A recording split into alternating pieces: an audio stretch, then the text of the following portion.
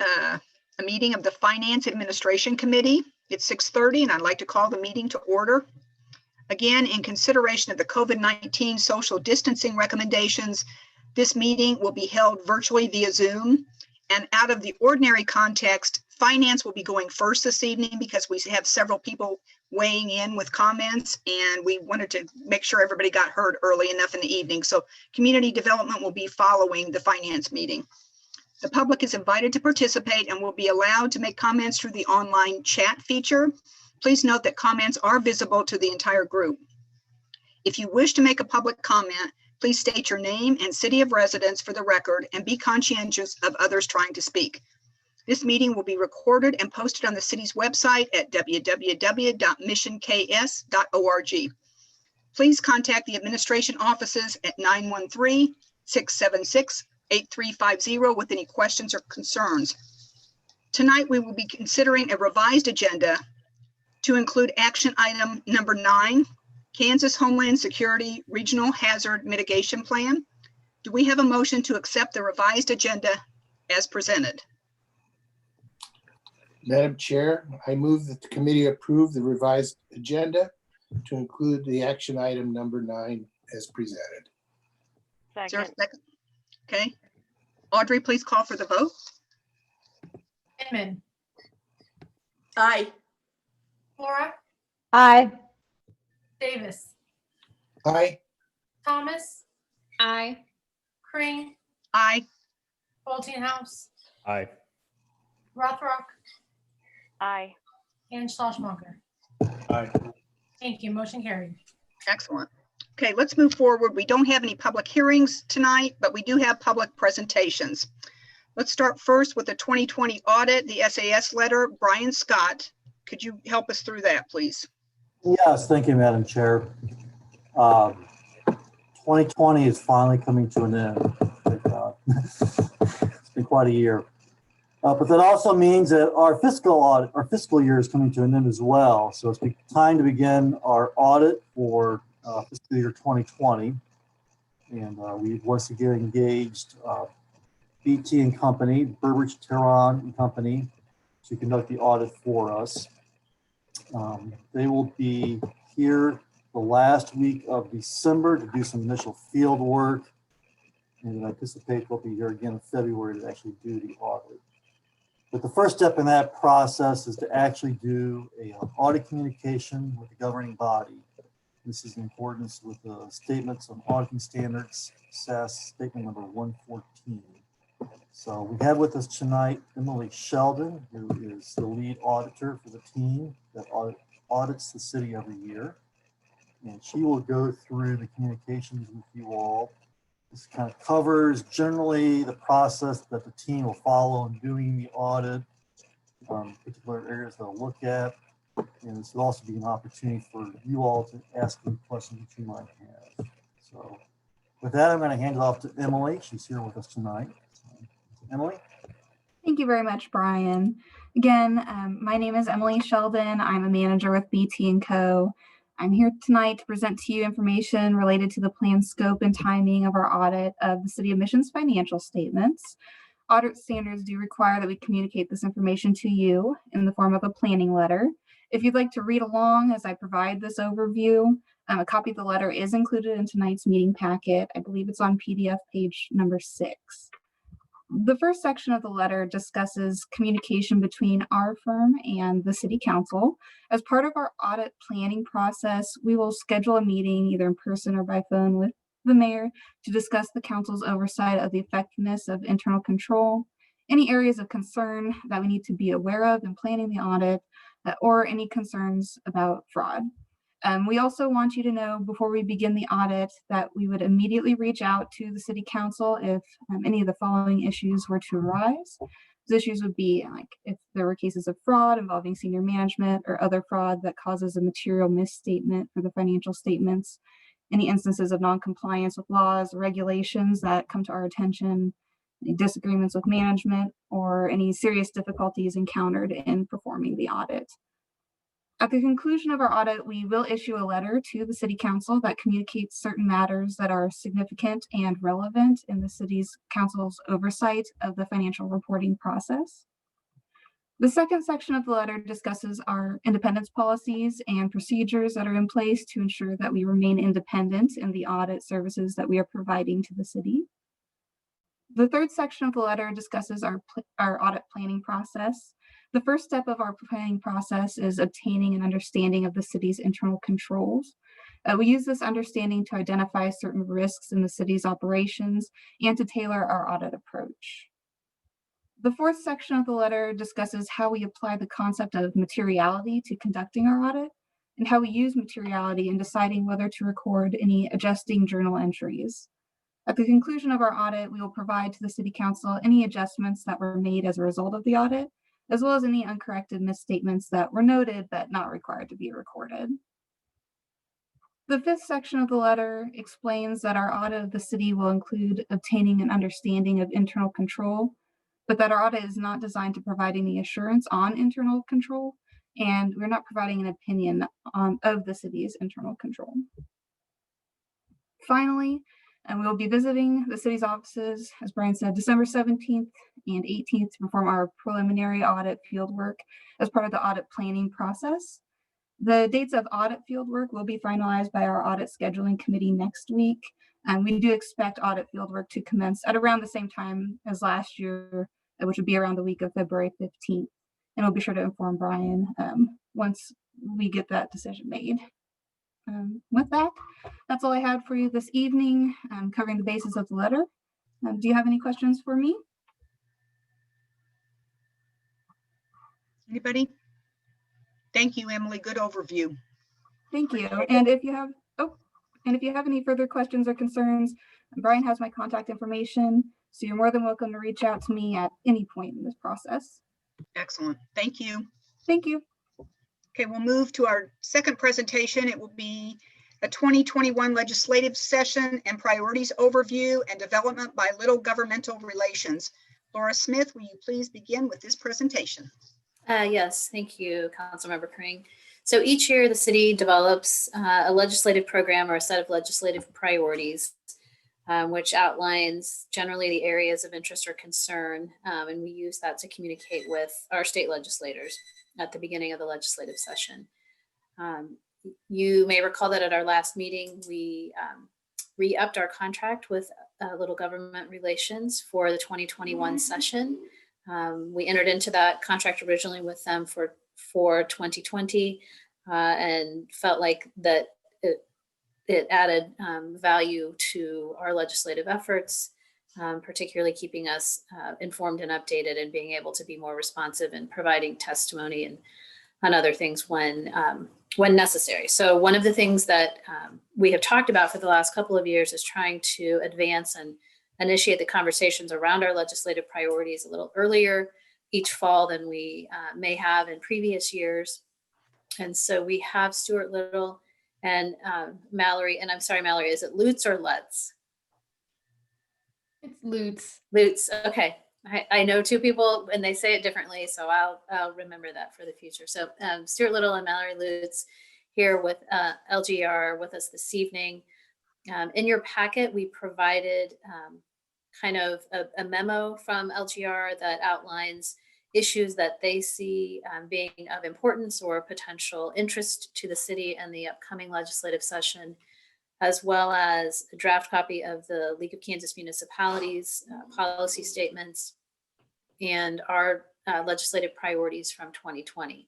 And so what we wanted to do this evening was just spend a little bit of time, and I might ask Stuart and Mallory to sort of recap some of the highlights from their memo, and then give the council an opportunity to suggest any specific priorities or policies that they would like to see us consider or develop further, with an eye toward bringing you back a legislative program for action in December.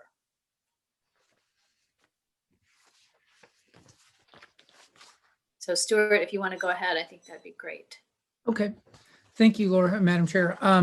We have you've got the memo from us, and I think we'll just hit a couple of highlights real quickly. You've got the legislative priorities from last year as well as the lead document, and we're happy to help you all have a conversation through that. One of the things that we were asked to do was put together this brief memo, which is essentially some of the things that have come up of some reasonably significant nature that we're going to probably have to deal with coming in next legislative session, as well as at the end of the document is a list of everything that was on the table in the legislature when the session ended prematurely this last spring.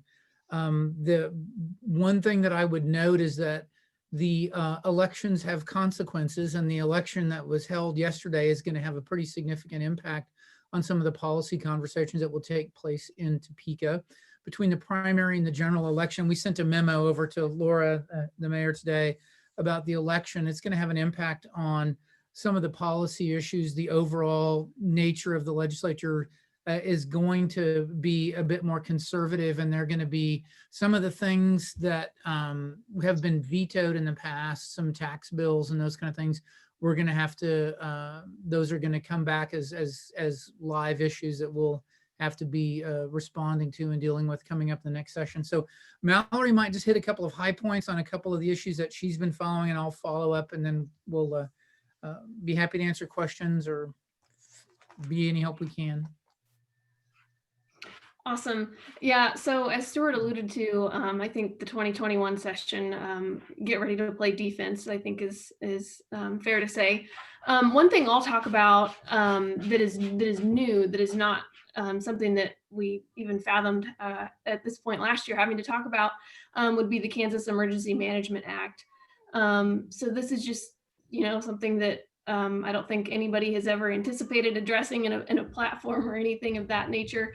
And I know we talked about this a little bit in our last monthly report, but I will just hit the highlights on this.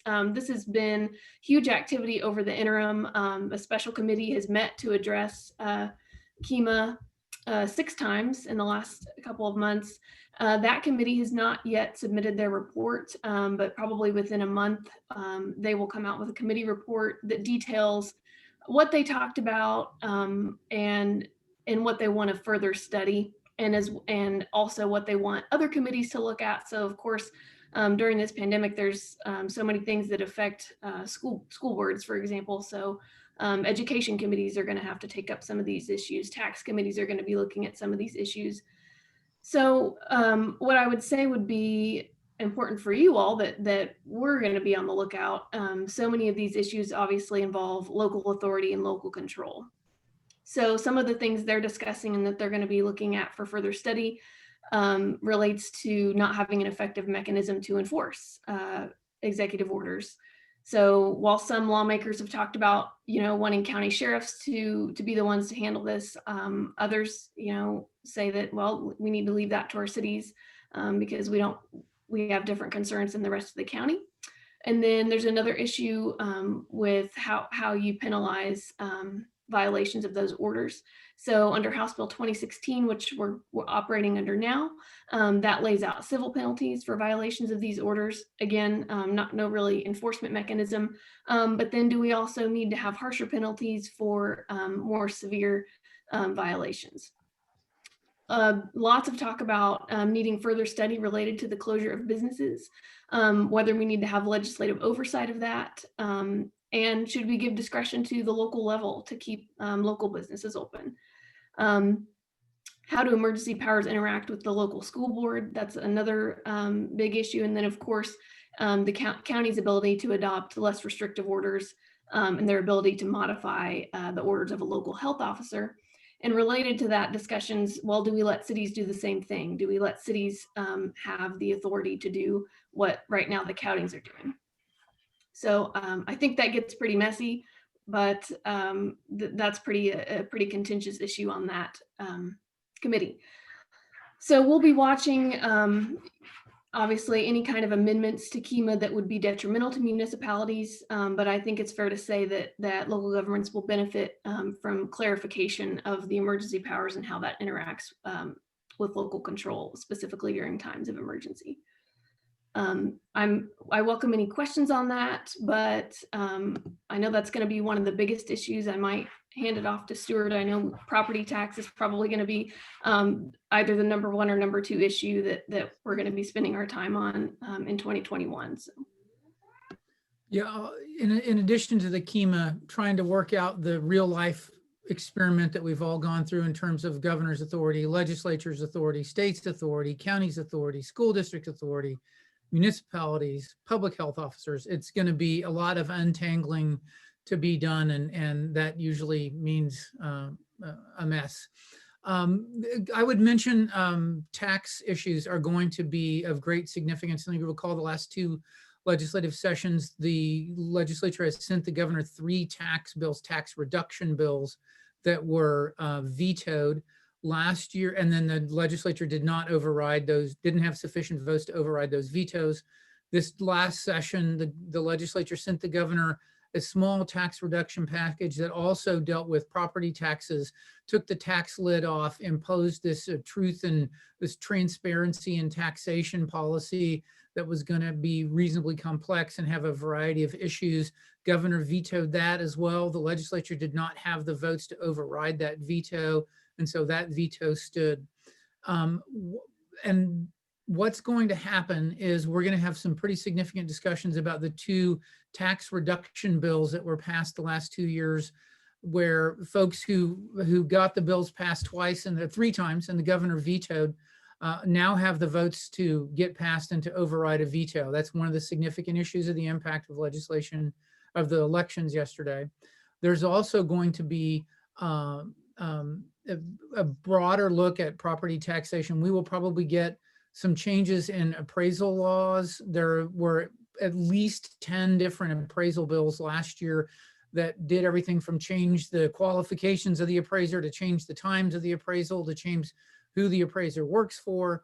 And part of that is going to be, repealing the tax lid, but also imposing some other changes on property tax. That will be a very vigorous discussion. And of course, with the super majorities in both chambers, there'll be a lot more latitude in terms of where the legislature can choose to go.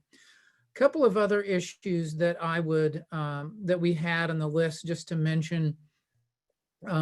There have been a lot of conversations taking place over the summer with regard to issues, more social issues with regard to mental health services, substance use disorder treatment, a couple of legislative committees.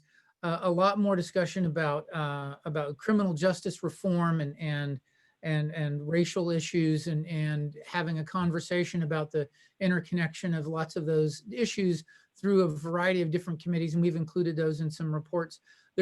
I'm not sure what's going to emerge. There's going to be legislation coming out from the mental health about greater access to care and better coordination, those kind of things. I think the Governor's Commission on Race and Equity is going to make some recommendations as well. So there's going to be a pool of those topics that are going to be dealt with, and looking at the platform from last year, those tapped into certainly some of the topics that are already in the platform. Those are kind of the highlights there between property taxes, KEMA, what additional COVID response might look like, some of those kind of topics. You've got a lengthier written report. We don't want to take any more of your time. We'd be happy to answer questions or listen to you all talk about what you might like to see done, and help with your staff facilitate that happening to the platform. Debbie? Question? Sure, go ahead, Ken. Stuart, I was wondering how they're going to handle the legislature with COVID this next session. That remains to be seen. In some ways, they have allocated a large amount of revenue that they have to getting all of the committee rooms online. Both they're all already audio, but also video, doing technology upgrades. So they're investing, I think, some of the federal COVID money as well as some of the state money that was set aside, and dealing with those topics. It is a legitimate question, depending on where we are. In 2 months from now, say when the legislature comes back, it may be, by law, they are required to meet and vote in the chambers. They can't go to the civic center and spread out and be in there. They have to be in the chambers. And so they would either have to change, it may even be constitutional. It might have to be changed to that. So they're going to have to be in the State House. The issue will be, will they be there the entire time as usual? Will they have an abbreviated session? Will they have virtual meetings, and then when they do action on the floor, have people show up and go into the floor? It is, lots of those are unknown. Knowing the Kansas legislature, they will all show up and be there for work, and there'll be 165 people there working every day, and some of them will have masks on, and we'll have some safety protocols. So I'm assuming we're going to proceed as normal, but that'll a lot depend on who's elected in the leadership the first week of December. Thank you. Great. Any other comments or questions for Stuart or Mallory? Debbie, I had a couple of questions. Sure, go ahead. Stuart, you pointed out some things on our agenda that you think might get traction this year. Is there anything that seems missing, that we haven't thought of, areas we should take a deeper look at? From my perspective, no. You have a very thorough, not that I can think of right off the top of my head, very thorough list of issues here that covers a lot of topics, and a lot of topics that frankly aren't on lots of other municipality and local government agendas, which I think is good. I think Mallory's point about if there is some carving up of who has authority to make decisions and sanctions and those kind of things with regard to the Emergency Management Act, that probably warrants that would be nowhere, I think, on the written agenda, but that would probably be the one thing that I've noticed just right off the bat. Okay. And then I had one other question. So we do have some things in there like keeping, nonpartisan elections at the local level, letting local officials say what they want to say, some sort of pro participation measures. And I was wondering if you've heard anything about a nonpartisan independent redistricting commission being reintroduced this year, because I know obviously you're talking about supermajority in both chambers, but also last time it went to the courts, and I'm guessing that probably no one really likes that. And I know that's come up before in a couple past sessions. I was wondering if we're expecting to see that again. Before yesterday, maybe would have been some discussion about a nonpartisan commission. I would suspect that probably there will be some discussion of it. I know the governor's proposed it and there will be some active conversation about it. I think the reality is when you have a super majority, you use it, and I suspect that that's how things will probably play out. But it is certainly something that could be added to the legislative priorities, because we will have a conversation about that, I suspect. Thank you. And it looks like we will have a draft plan to consider next month as an action item. Is that correct? Stuart? Yeah, I saw that in Laura's note. Yes, I think it's December 1, whenever you all meet. Yes. So Solly, if you have some substantive language you want to see included, you might get that in to Stuart, okay? Yeah, we'll do. And also Debbie and I did talk at our Sustainability Commission meeting last night about getting some of their input on our environmental measures. So we'll pass that along as well. Okay, and then I think if, as we've done in previous years, if you can take a look at the league's policy statement, and if there's anything else that's included there that may not have been covered on our agenda last year, please let me know. And we can certainly move to incorporate that into the draft for 2021. Great. Thank you, Mallory and Stuart. Okay, we're going to move forward for our final public presentation, and this is on the Mission Bowl TIF project plan. It's from Eller Senior Municipal Advisor, Bruce Kimmel, who's been with us for a long period of time and done a great job. He'll provide an update on the negotiations with Sunflower Development Group for the redevelopment of the former Mission Bowl site. Mr. Kimmel, will you please provide us with your progress report? Yes, thank you, council members. Bruce Kimmel with Ellers. And do I have the ability to share my screen?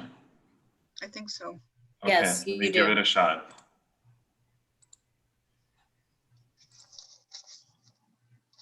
Okay.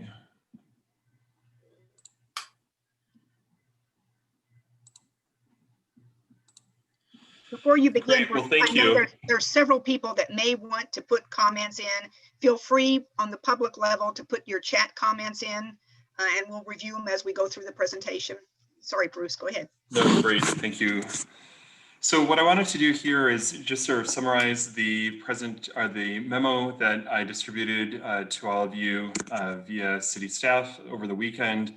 and then add a little more information that we received from the developers as well regarding some of the green building elements that they plan on incorporating into the project. And would really welcome your thoughts, your questions, and dialogue throughout this. But I'll go through these talking points pretty quickly and see where things go. What we're really wanting to do is get your feedback and guidance as to drafting a final development agreement that would come before the City Council in December. So most of this is already covered in the memo that I sent on Saturday, but we engaged in a pretty extensive and ongoing and iterative discussion with Banks Floodman of Sunflower Development Group and Mission Bowl Apartments LLC, the developer, to dig pretty deeply into their project plans, the project budgets, the operating projections, and the debt and equity assumptions as well. And really what we were trying to do is, first of all, confirm the overall validity and viability of the project, right? Because even aside from the question of, is there a need for assistance, we wanted to make sure that all the pieces connected together, that the assumptions were pretty comparable and reasonable, neither too high nor too low across the board. And so we had a lot of discussions with Banks. We suggested tweaking a few things. He provided some additional detail in other areas to bolster or augment our understanding of what their assumptions were. And I think we came to a pretty good understanding that yes, overall, this financing plan holds together. We also were able to determine that there was at a certain level a profitability gap in the project. And this isn't uncommon with multifamily housing. Generally speaking, of course, each situation is different, but in a lot of cases, especially for projects that are going to be not luxury apartments, it costs more to develop and to operate projects than you can oftentimes recoup just through rents and still make a reasonable return on investment. And then if you add affordability components or other extraordinary costs, then that challenge is even more so. Now, I'll say, we found a certain baseline but for finding, but the next point about affordable housing and allocating TIF back to the city plays right into that, right? Because it's not just about the bricks and mortar of the project. How much is it going to cost to build? And what kind of market rents might you be able to achieve? But it's also about other aspects of the project, such as the proposed affordability of units and dividing or allocating a portion of the annual TIF back to the city instead of the developer getting 100% on a pay-as-you-go basis.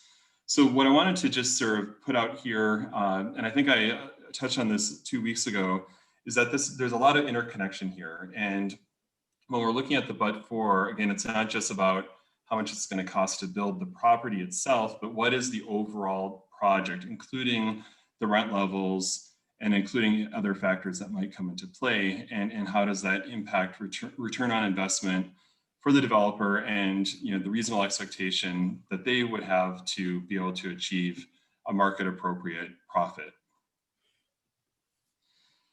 So with that background, and again, we can come back to any of these points, we really tried to flesh out working deal points for your consideration in two different areas. One is affordable housing, and the second is TIF sharing or allocation between the developer and the city each and every year of the 20-year proposed project TIF term.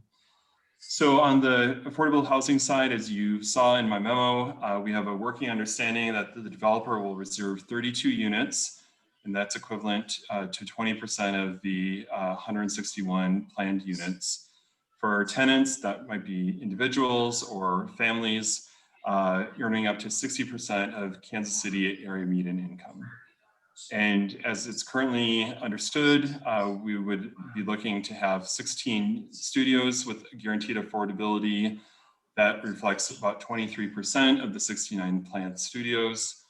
12 one-bedroom units, that's about 19% of the 63 planned one-bedrooms.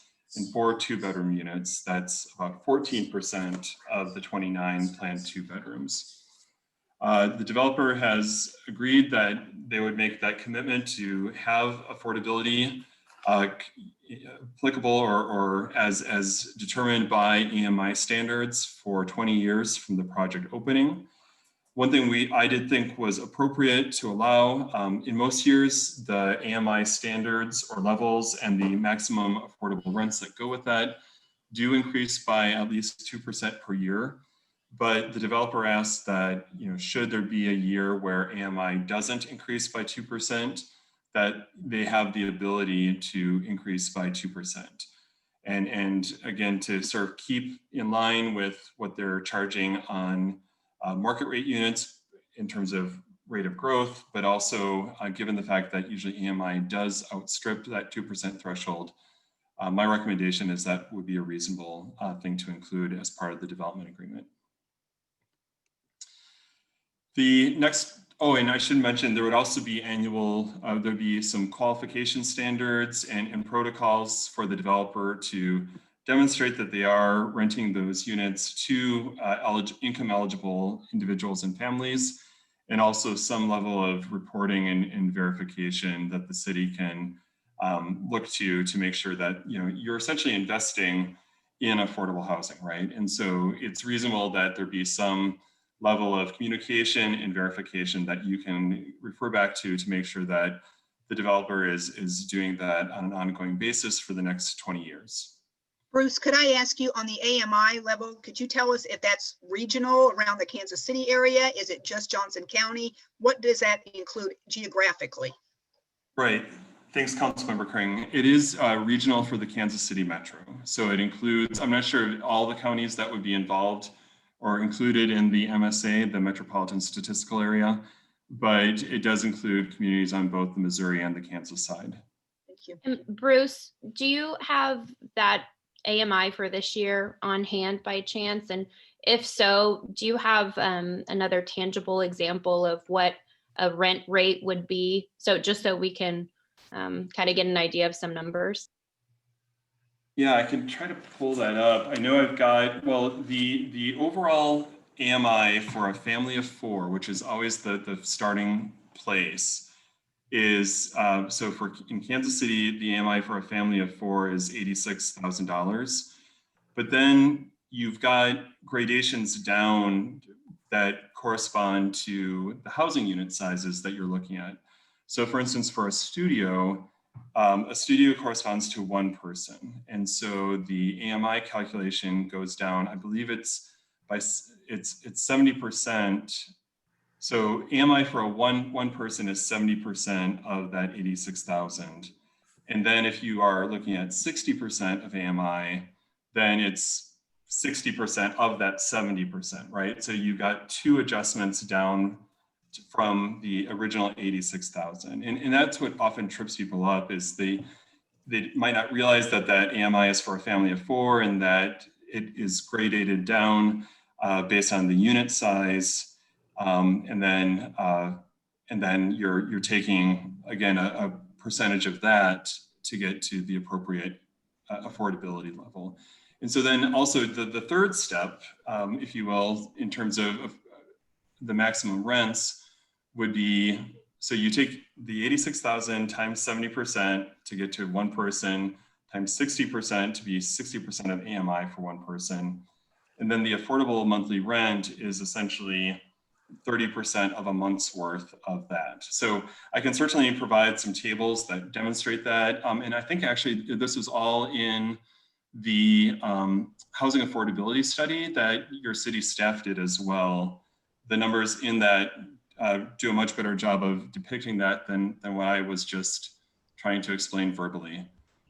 That's all. The rent levels for these units would be a maximum, again, and these are maximums, but it'd be a maximum of about $900 at 60% of AMI for a studio, about $970 for a 1-bedroom, and about $1,160 for a 2-bedroom. Those would be the affordable levels at 60% of AMI. Debbie, I had a couple related questions on the affordable housing piece. Absolutely. Go ahead, Sally.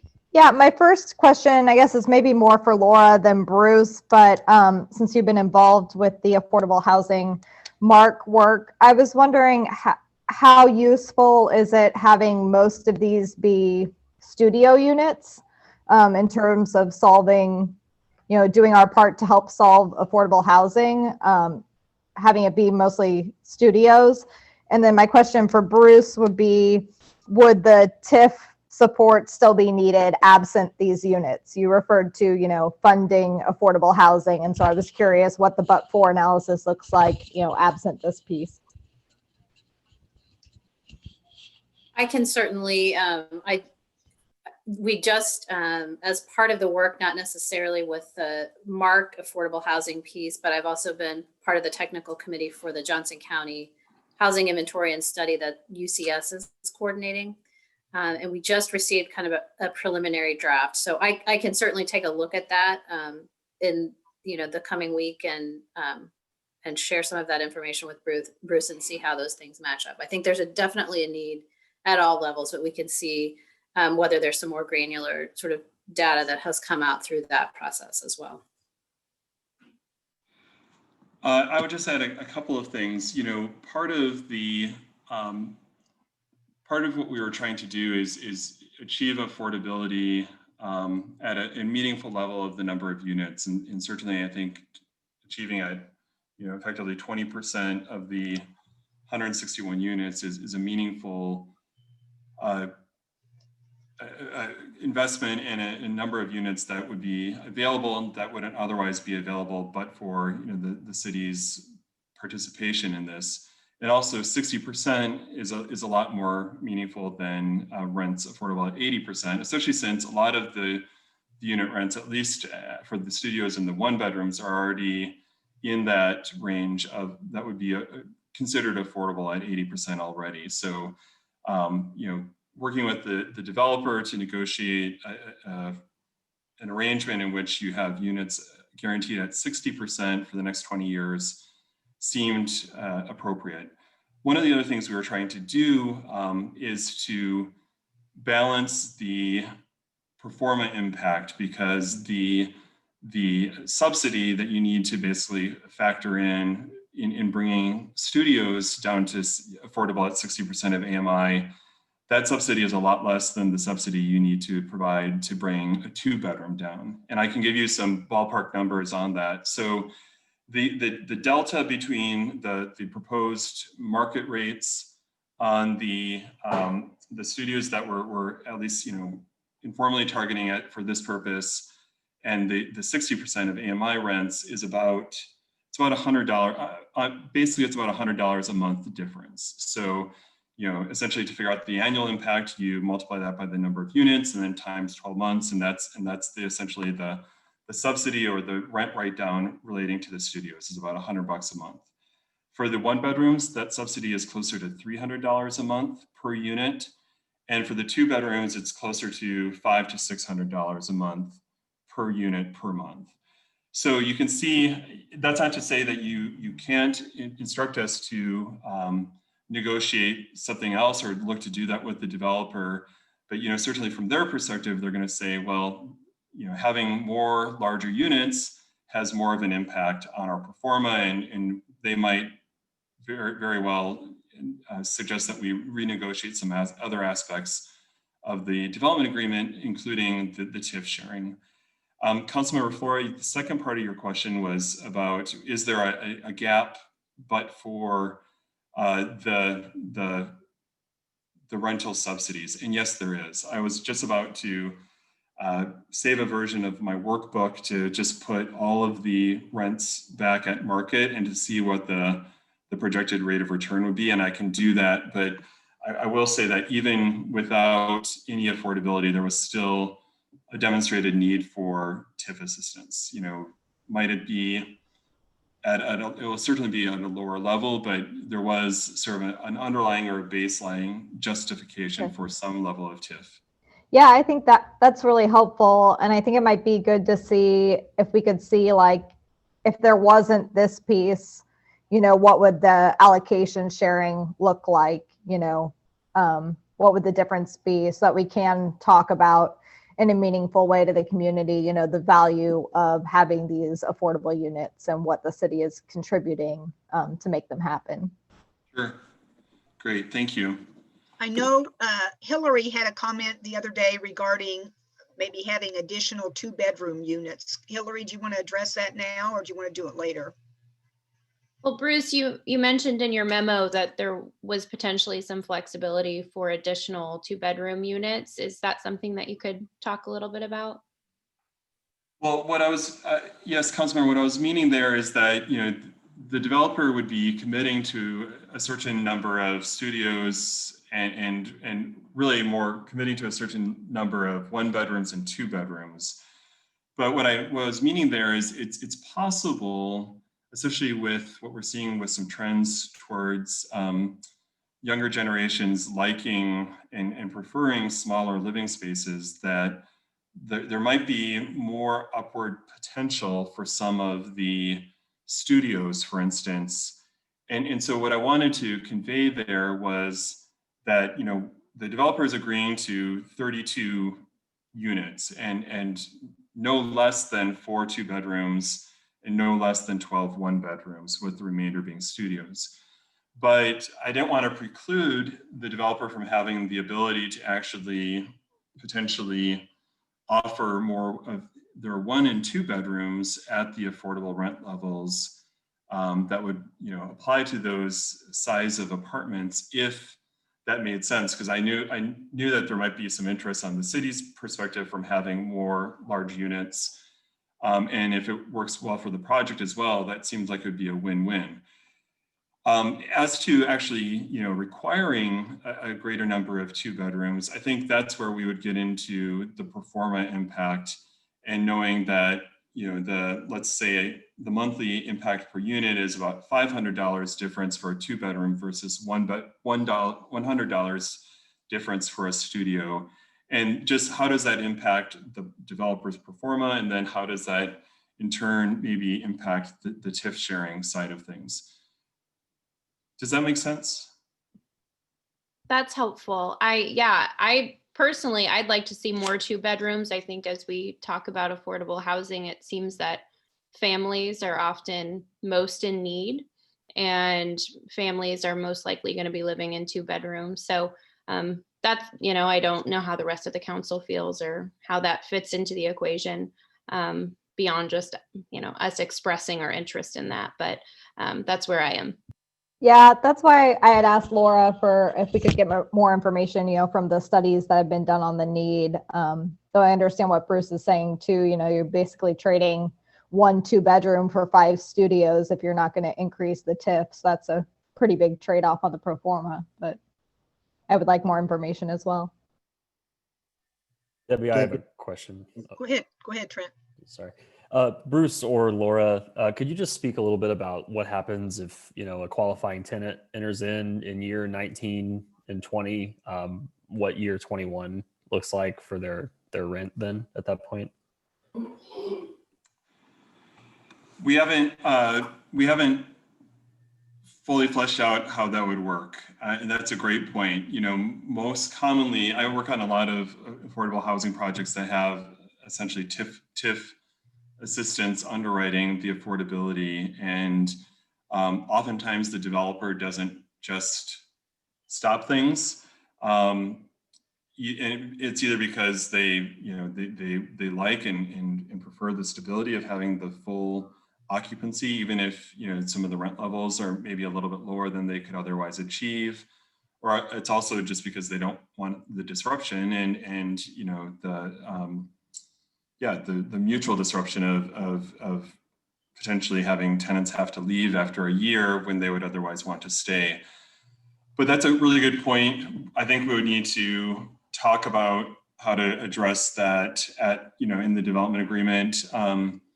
I know the developer has worked on low-income housing tax credit projects, and there's other examples of deals that we could look at and just maybe come up with some wording about how the city and the developer will endeavor to work together to transition out of the 20-year affordability term. I'll have to get back to you. I'm glad you flagged that. That's something that should definitely be, if not figured out, and probably not figured out in the development agreement, we should at least have it on the radar screen. Thanks, Bruce. I appreciate that. I guess my only comment to that is I would just want to avoid a scenario, if at all possible, where, you know, a tenant is suddenly, you know, facing a gigantic change and, you know, disrupting their lifestyle the next year, which of course you kind of alluded to there. So Yeah, hopefully we really can, good point. hopefully we can, you know, reach something there that, you know, is reasonable and in good faith. Great. And I know Banks Floodman, the lead developer with Sunflower Group, is on here, so I'm sure he's taking notes, and I'm sure whether it's tomorrow or Friday, we'll have a good follow-up conversation on how to figure out some of those elements. So thank you. Yep, I'm taking notes, guys. Let me go back to my PowerPoint. Accidentally clicked out of it.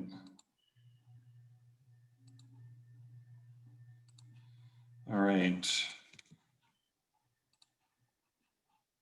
Toggling between things.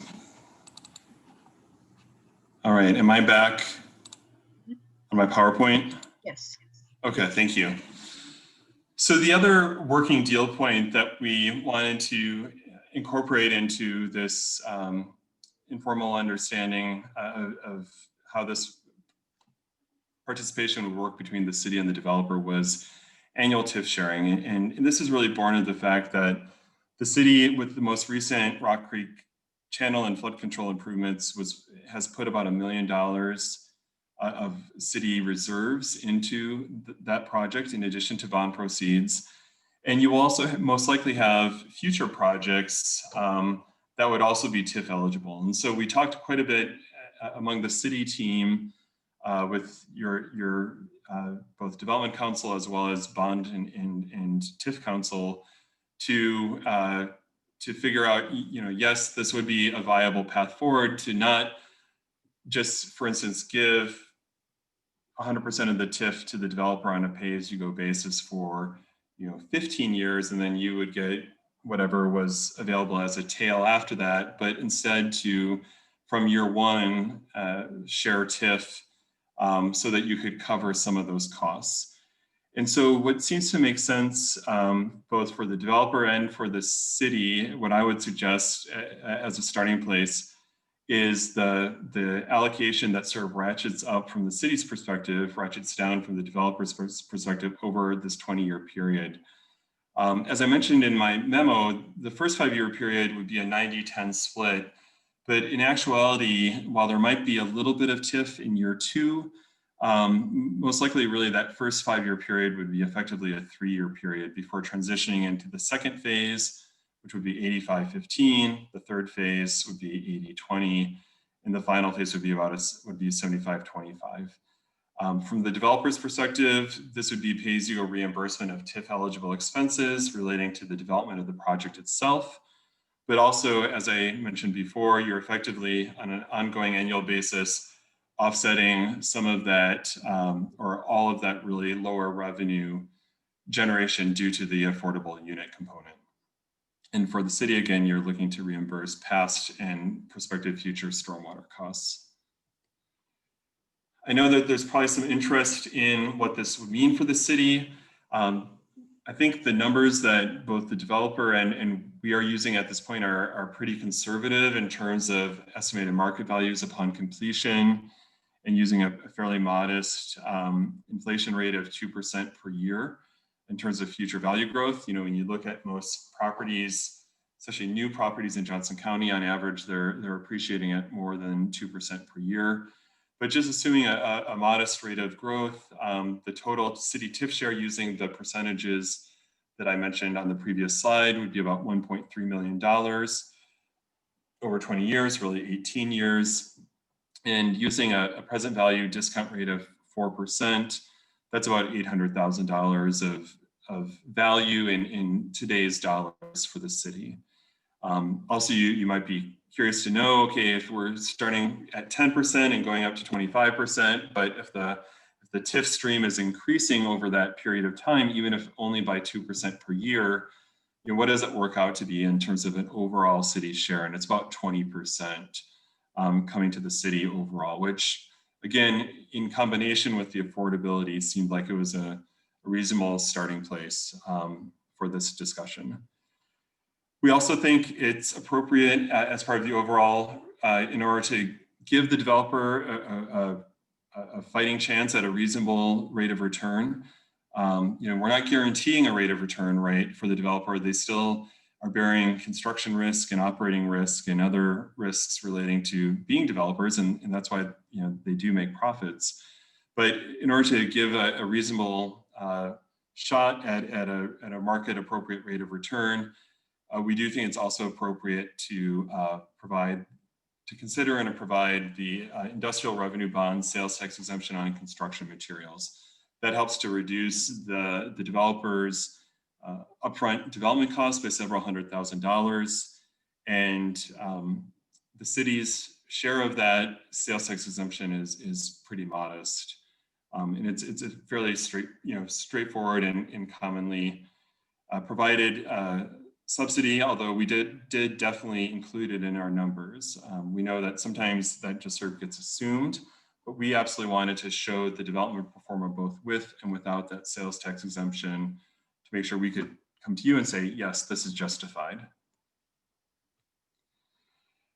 Green building elements, the developer provided this list, and this is not really Ellers's area of expertise. So, you know, we'll certainly take notes on your questions in this area, but would probably very well would want to talk further with the developer and their architects about possible changes. But you know, I know that the developer has talked with the city's sustainability commission, has gone through the worksheet process. I believe he'll be getting feedback from the commission here, hopefully shortly, and did indicate as part of that worksheet process that they do typically build their projects, design and build their projects to meet at least the LEED Silver standard. But then also the developer did outline the following bullet points. There's actually 2 slides worth here of bullet point elements that they feel would advance the city's sustainability goals. So I won't go through all these in detail, but you can see elements relating to walkability and different forms of transit, sustainable building design and energy modeling, stormwater management, reuse of materials, energy efficient appliances and equipment, and then other elements that you would commonly associate with green building, including various energy and resource efficiency measures, as well as low VOC materials. So I know that at least a couple of you on the council were interested in knowing more about the sustainability. I think this is still something that we can get additional detail from the development group on, but I did want to share these elements, and you know, the developer has indicated a willingness to talk further about what they're including and why. So I think that's all I had. Why don't I stop screen sharing and take further comments and questions? Thank you. Debbie, I had a question. Sure, go ahead. I guess more of a comment. I'd really like to see us keep pushing on the green piece. I appreciated Debbie and I are the council liaisons to the Sustainability Commission, and I really appreciated the presentation that was given and their company's commitment to sustainability. But I also got the impression that building consistent with LEED Silver standards was pretty much their baseline that is done for everything. And so I think if we're looking at TIF participation from the city here, that, you know, we should be talking LEED Gold certified or stronger green building measures.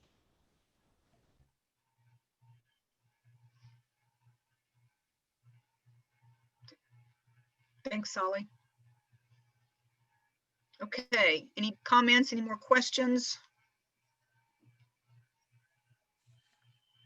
Thank you, Bruce. Great job. Good overview.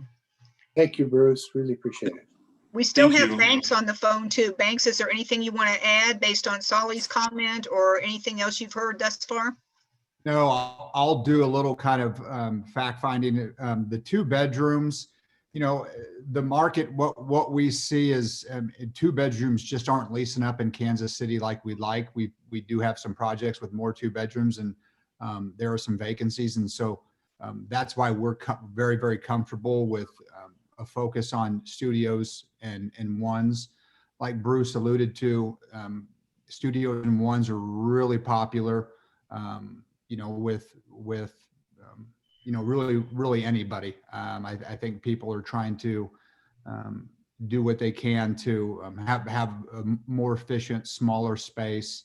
And we just in the Kansas City market specifically see them leasing up. Now in the Denver market, we do more even 3 bedroom. Okay. Thank you. Okay, thanks, Bruce. I think Thank you. pretty much you answered everything that we needed right now. All right. Well, I'll welcome further discussion, and thanks for your time. Thank you. And so just kind of a process note here, what we would continue to do is kind of the consultant team will continue to work with the developer, both on refining kind of the deal points that we've presented this evening. We really wanted to just take the opportunity to kind of, you know, touch base, make sure we're headed in the right direction. We would come back with a draft of a redevelopment agreement. And obviously, Bruce will do a much more detailed memo at that point that will outline and elaborate on the specific deal points that are included. So we would look to present that at our December committee meeting. If we feel as if we need more time to refine or discuss or get additional information, we might look at then an additional meeting that second week of December, kind of keeping things on track, at least initially, for consideration at that December 16th, the city council meeting. Thanks, Laura. And I noticed you did tell us that you could resend the memo that Brian and Caitlin put together. I have it, but others may need to see it again. Does anybody need the information on the AMI? We'll just send it and then everybody has it again. Okay, thank you. Mm-hmm. Okay, let's. Sorry, I would just like, I do have a copy of it. I would just like to see it incorporated somewhere, maybe on the website, so that the public would have access to it as well.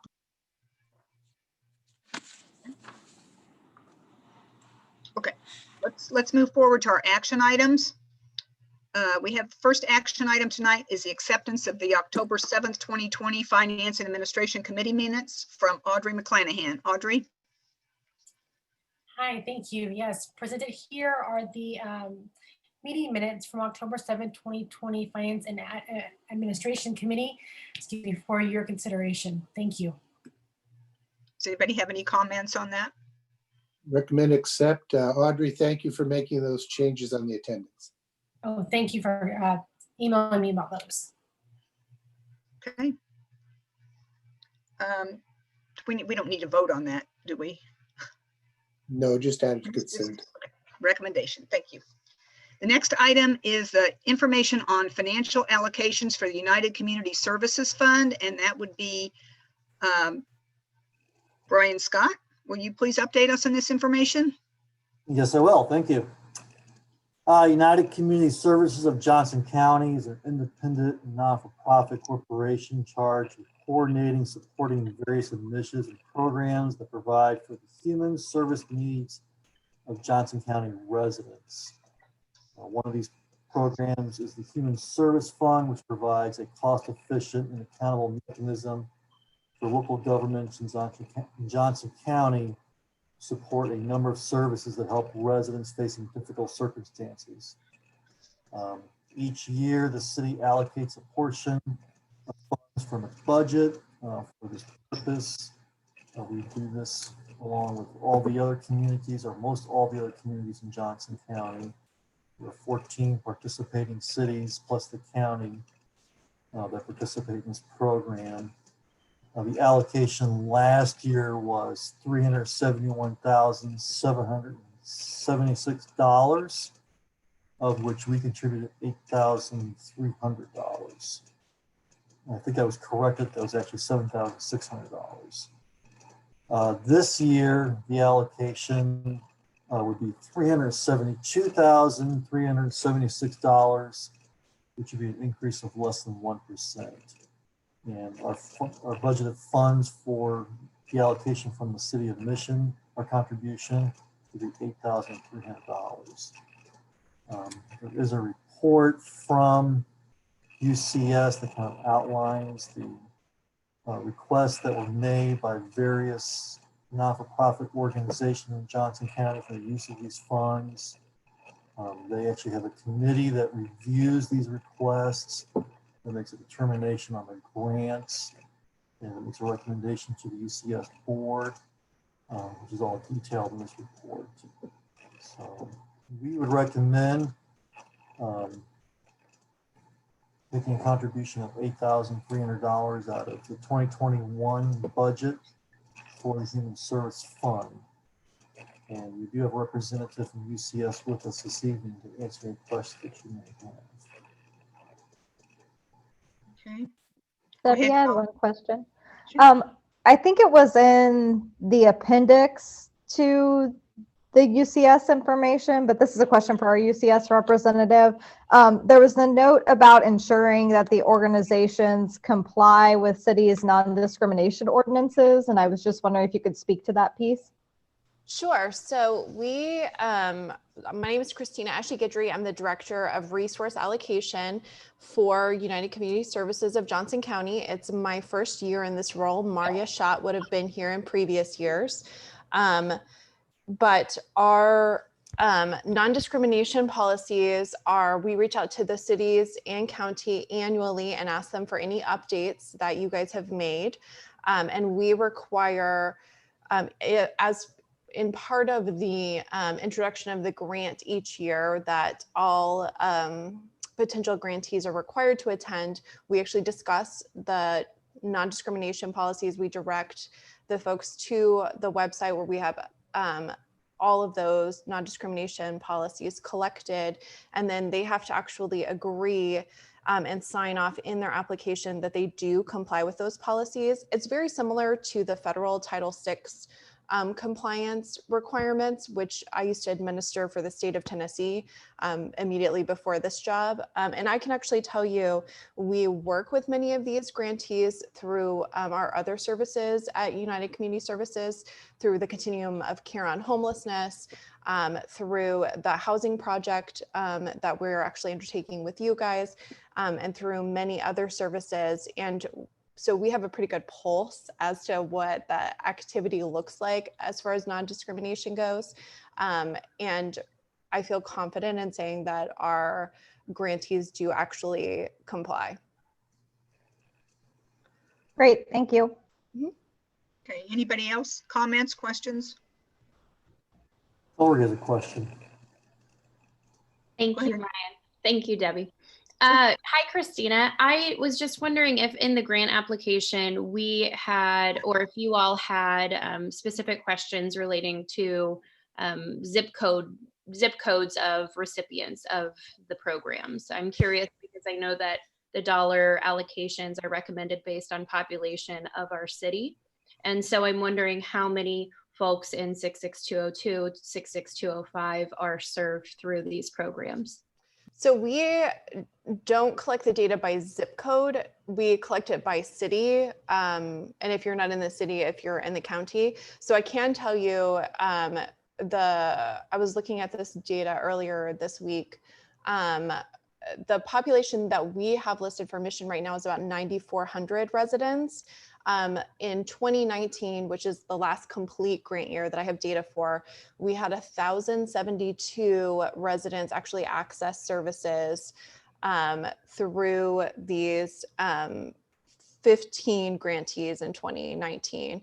Now, it's possible that one individual went to 2 or 3 different agencies, but each agency only counts each person one time, no matter how many times they receive services. So Health Partnership Clinic, for example, is a big provider of services to Mission residents. And so folks are likely to have gone there 2 or 3 times, and they're only going to be counted once in that 1,072. And Catholic Charities was the biggest provider of services, and folks almost always go there repeatedly for multiple different kinds of assistance. That's really helpful and great news to hear that folks in Mission are utilizing these services. Thank you. Yeah, absolutely. We really appreciate that you guys contribute to this and have been contributors for many years. We anticipate our human service providers did a fantastic job pivoting this year to address COVID and to adjust their programs and services to really meet the needs of Johnson County residents. And we anticipate that they'll do that again next year, and that there's going to be significantly increased need next year. Thank you, Christina. Great overview. Yeah, absolutely. Okay, if we don't have any comments or questions, no more chats right now. We'll move on to the next item. Go Do you ahead, want Ken. that on consent? You need to just make a decision about which consent or regular agenda if you're going to I advance think it. that unless someone has objections, I think consent is great. Consent, Can that yes. go on consent? Okay. All right. Now we'll move to the next item. And the next item is the purchase of data collection and management software for the City of Mission's Police Department. Interim Police Chief Madden, will you please provide an update on this item? Yes, thank you, Mayor and Council. As you'll remember, during our presentations regarding social equity and justice issues, we identified several areas that we needed to improve on as a police department in order to improve our efficiencies and ability to increase our transparency. One of those items was the ability to collect and analyze data regarding many internal administrative processes. Since then, we have evaluated several opportunities or software programs, and we have decided that we would ask for you to authorize the police department to subscribe to a company called Lefta Systems. Lefta offers multiple modules that will increase not only our internal processes, but our ability to analyze and collect data in an effort to have an early warning system, which is oftentimes used to kind of weed out issues before they become problems. We would have a field training module, a training records module, use of force reporting module, internal affairs module, bias-based statistical data collection, vehicle pursuit documentation, and employee conduct tracking, which when it is finished with development will allow compliments and complaints to be submitted directly into the system via our website. Some of the other benefits of subscribing to Lefta is that it will identify training needs. It will also potentially identify policy change needs. And it will, one of the most important things to me is it will keep data from being siloed. The way we maintain our records currently isn't efficient and effective for analysis. And it will also allow for an increased transparency in our ability to report our administrative data in a more meaningful way. So it's our recommendation that we enter a 2-year contract with Lefta Systems using money from the Special Law Enforcement Trust Fund. Thanks, Dan. Any questions or comments for Dan? One thing I would add, just based on some of the conversations that I've had this week leading up to this meeting, is that, you know, this Lefta software purchase is really a building block and a foundational block, as Dan mentioned, that this is really focused on internal controls and systems and policies and procedures. And there are other things that we will certainly be discussing in the coming weeks and months and years, probably related to crime statistic data and things along that line. So this is an important, as he mentioned, foundational piece, but not the one and only piece, certainly, that we'll be considering as we continue to work to build on our accountability and transparency and communication of these things. I have a question, Dan. Would you require a training component to this? Would you have like a percentage of the officers that are trained in this software, or is it universal for all of them to learn, or what's your preference on that? Well, everyone will have an account. Everyone will have access, but it's also, you can tier your access. For example, the early warning system, when we set those parameters, at the officer level, they wouldn't have access to it. So if an early warning system flag came up, then that would go to their direct supervisor initially. And similar to like a complaint, if a complaint comes in via the website, that complaint would be reviewed by a supervisor, and we can manage that, whether that needs to go to an internal affairs complaint or whether it's just something that their direct supervisor needs to address. All those things can be managed by different levels of access. Okay, thank you. I have a question. Go ahead. Laura, would this be eligible for CARES funding? No, I don't believe that this would be anything that would be, there's not really a direct COVID impact, or this is not necessarily in response to anything COVID related. So it would not be an eligible expense. Okay, I would go ahead and recommend this for consent. Consent?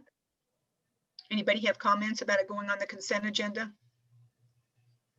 I would just comment though, in response to Councilmember Davis's question, I think the funding source, if you saw that in the action item, is the law enforcement, the forfeiture fund, basically. So those are resources that come to us through law enforcement activity, and they're very limited in terms of the scope of what they can be spent on. So the purchase and acquisition of this software,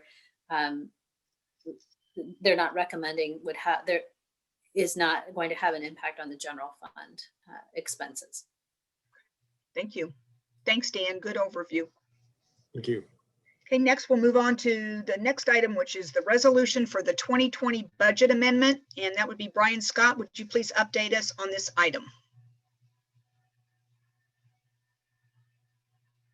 You're on mute.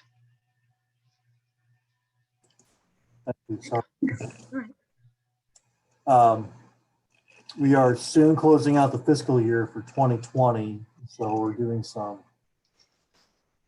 items here at the end of the year to kind of clean things up and tie things out. And one of those is a budget amendment for the 2020 fiscal year. We're required by Kansas state statutes, the Budget Act, to be in conformance. The budget cannot exceed authorized funds. And so when we adopted the budget in August of 2019 for the 2020 fiscal year, we established authorized spending maximums for that budget. And now going through the budget, we realize that we have exceeded the authorized maximum for the capital improvement fund. And some of that is just expenditures that were approved by you all in association with the Lamar project.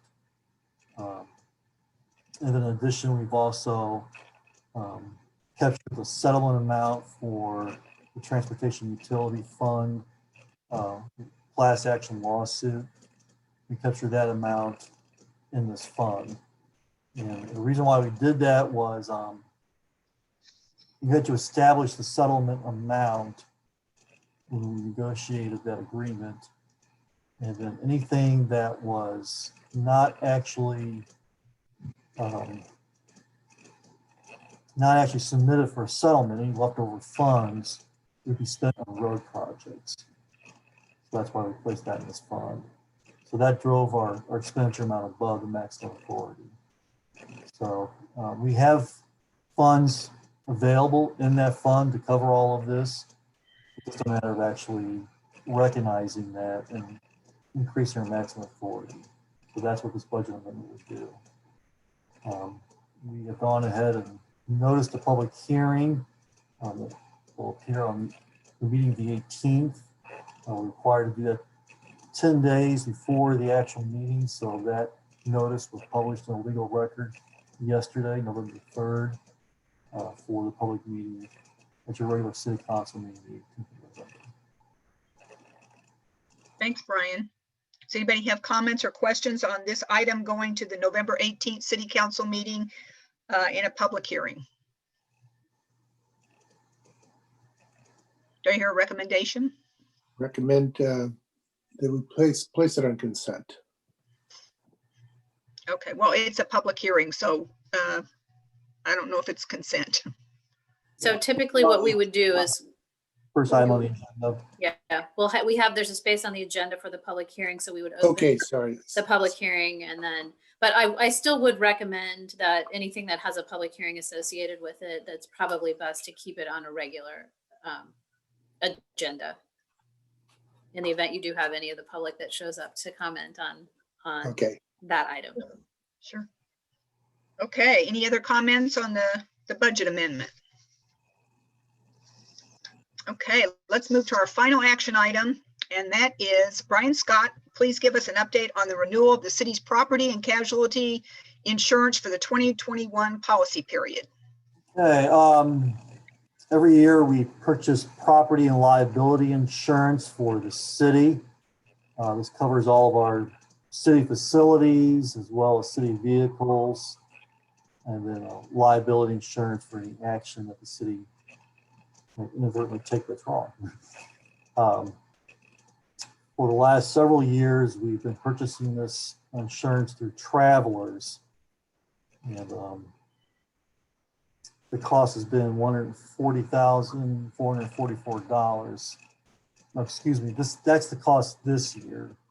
So the premiums last year were $125,394. And unfortunately, we're seeing an increase this year of about 12%, which will bring the total premiums up to $140,444. And kind of two areas that are sort of the driver for the premium increase. One is auto coverage. That's partly due to the fact that we're covering more automobiles presently. So we're in a transition mode right now between the old patrol fleet and the new patrol fleet. We took possession of those vehicles back in August, and we put those on our insurance coverage at that time. And we're slowly working through transitioning those vehicles into fleet and regular use. And then sometime probably in January, February, we will sell the old cars. So at that time, I'll notify the insurance company those cars are no longer in our possession, and we'll get a rebate on the value of those cars for insurance purposes. That's a little bit of a spike, but the bigger reason for the spike is just the fact that auto insurance coverage is going up in general.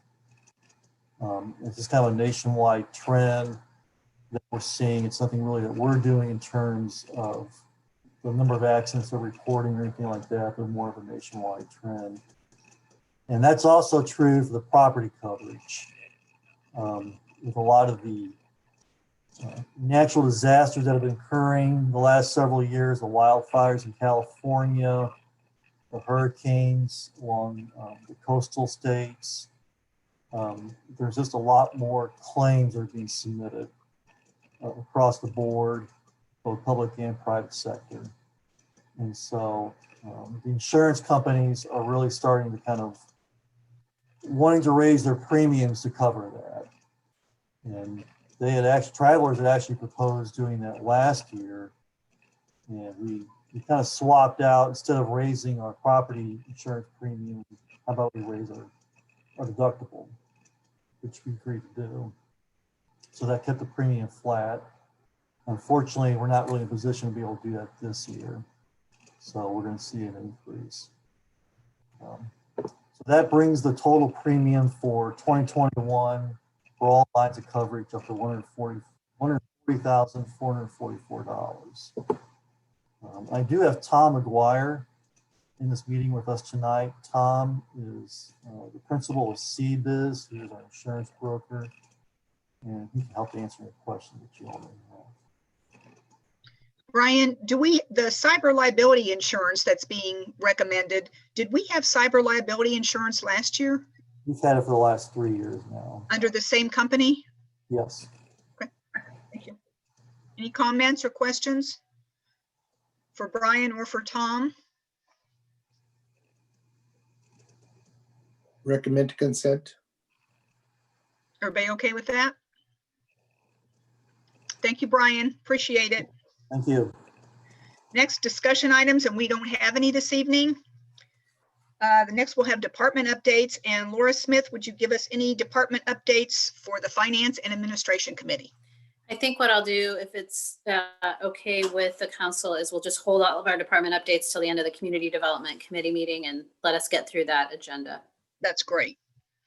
Okay, hearing nothing else, it's now 7:50 p.m. and with no further discussion, this concludes the meeting of the Finance and Administration Committee. Do you want a 5-10 minute break, or what's your preference to move forward to the next meeting? I have a question. Did we have an additional item or no? Yes? Yes. It was the updated. I'm The sorry. updated agenda? Yeah, item number 9. It's the hazard mitigation plan. Sorry. Absolutely. I'm sorry too. Sorry about that. Can you give us an update on the hazard mitigation program, please? It is riveting. This is something that we update every several years. The county's on about a 5-year cycle to where we all get together and update our mitigation efforts and concerns. Through that program, we identify vulnerabilities that are in and around the areas, including Leavenworth, Wyandotte, and Johnson counties. We're asked to identify those hazards or potential hazards in our jurisdiction. Interestingly enough, during the course of several meetings and surveys in 2018, 2019, the issue came up of a pandemic, and everyone kind of rolled their eyes through those meetings, but it didn't make the top list. So I guess if you ever go to a psychic and they tell you they were in emergency management, they are fake. So we identified those critical infrastructures and vulnerable populations. And most of those include the normal suspects of flooding, tornado, snowstorms, and ice storms. So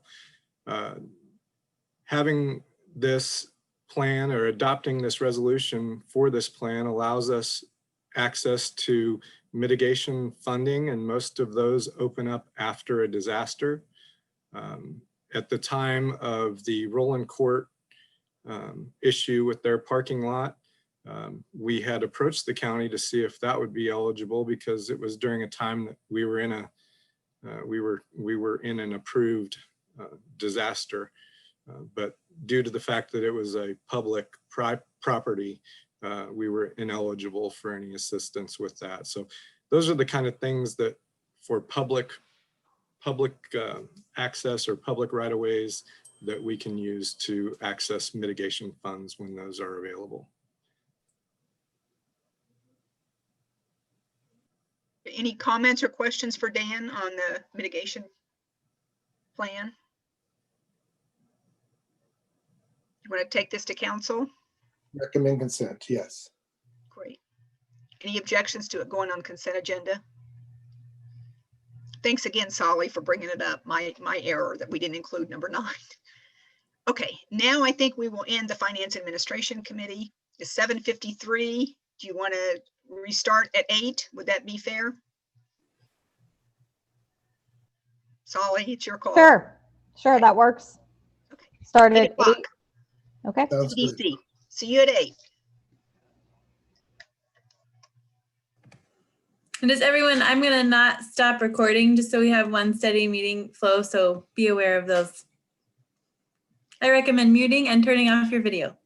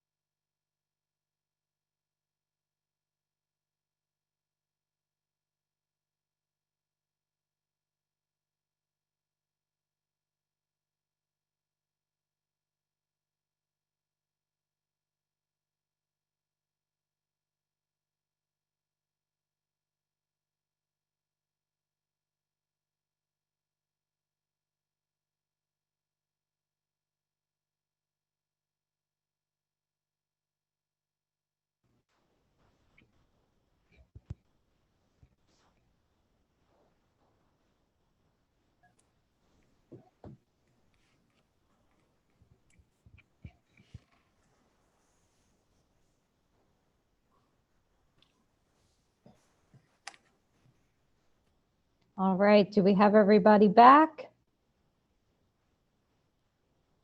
Hopefully.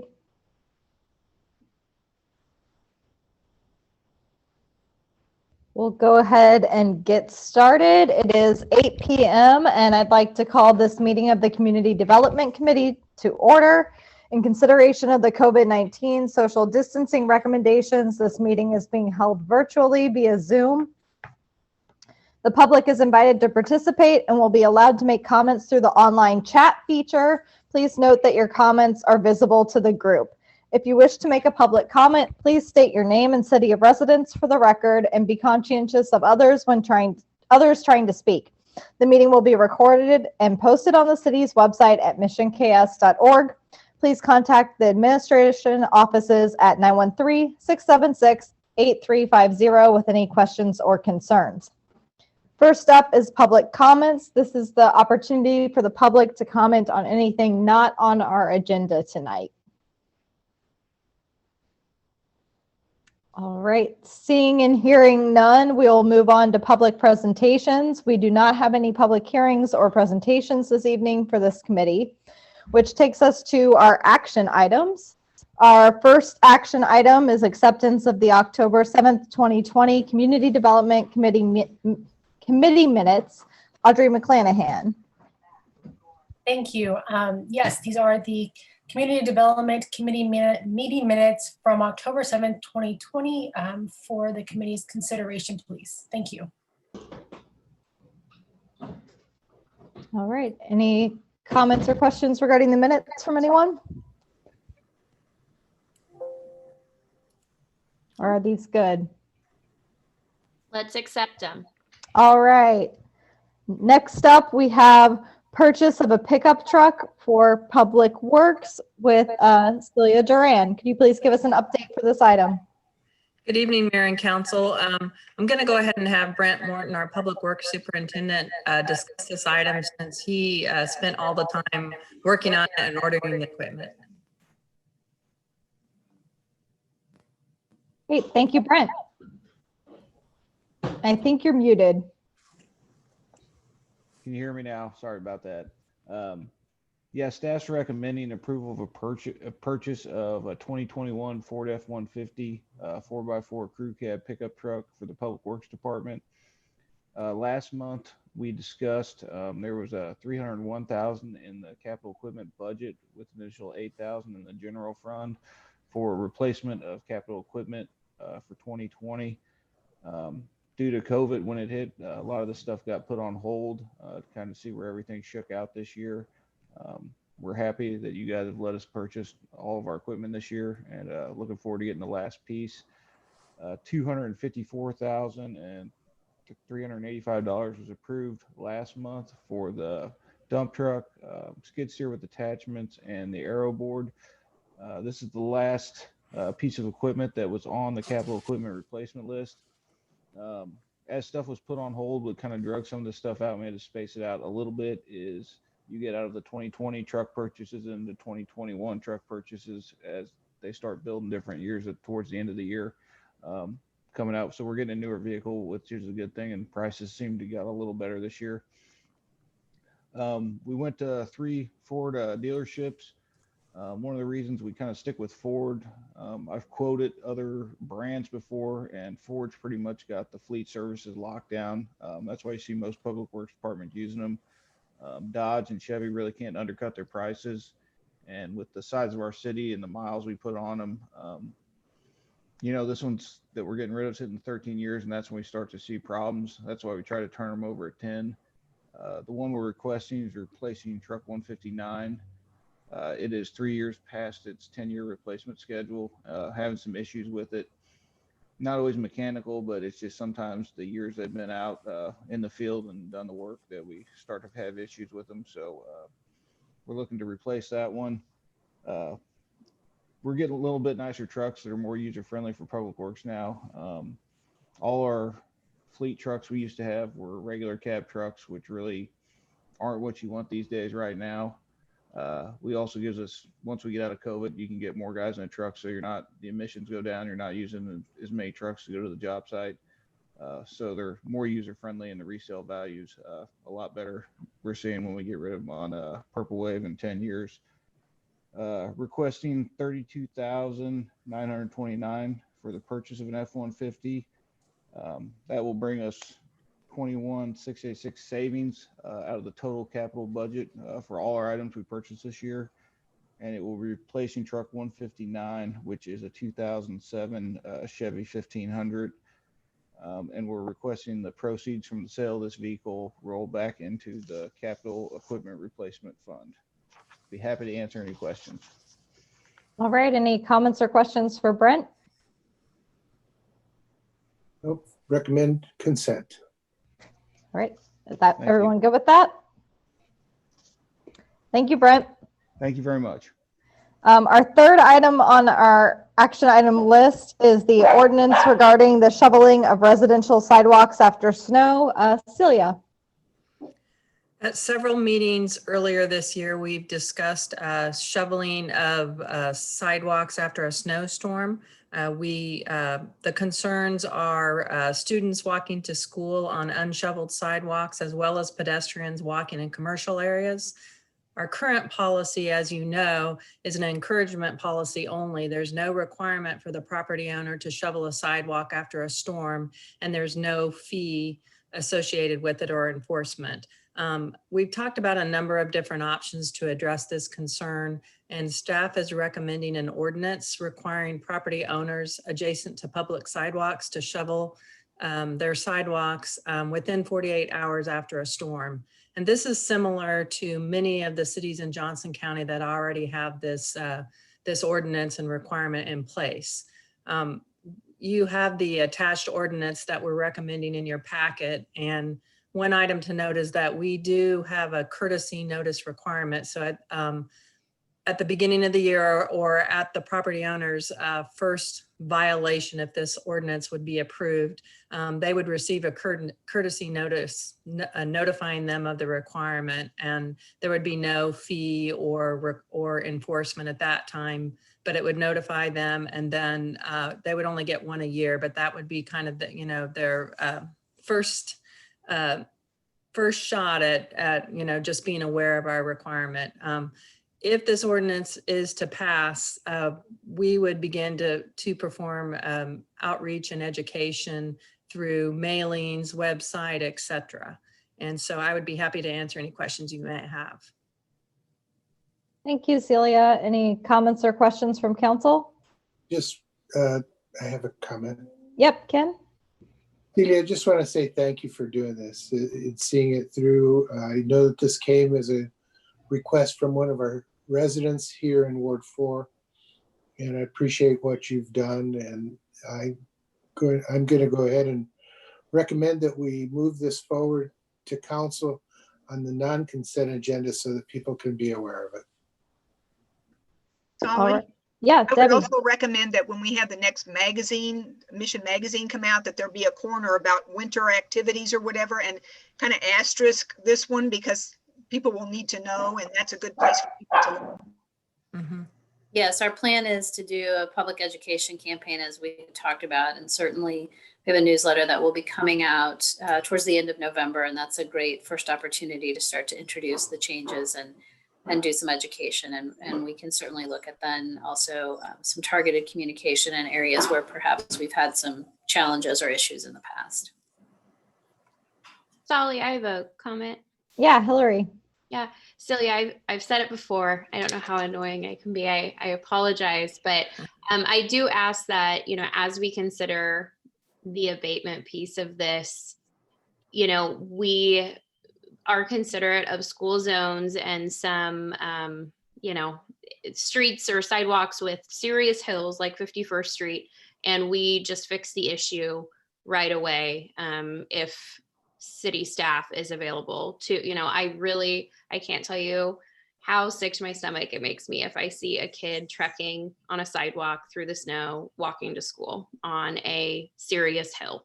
And I just, you know, I don't know if that's something that we can, obviously I totally support this and this doesn't need to be written in there, but more from a public works policy side, if, you know, when public works is going out and doing sidewalks or trails, or, they can do a quick swing by our school zones and just make sure those areas are clear if there's staff capacity at that time and a major snowfall without school closure.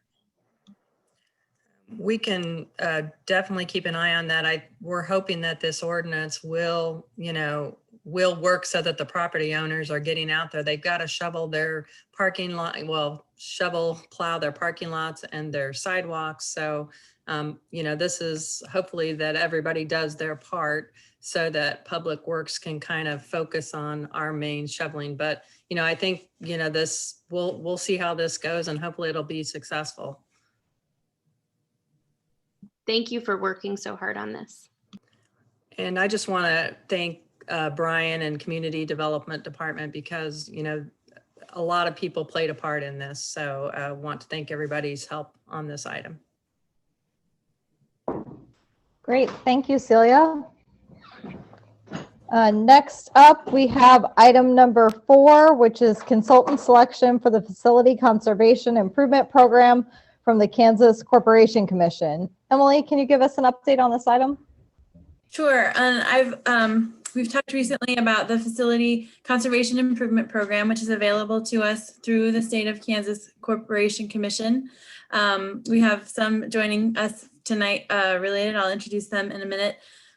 We were directed to pursue this program in 2019, and the program is meant to provide us a mechanism to achieve energy conservation through energy performance contracts.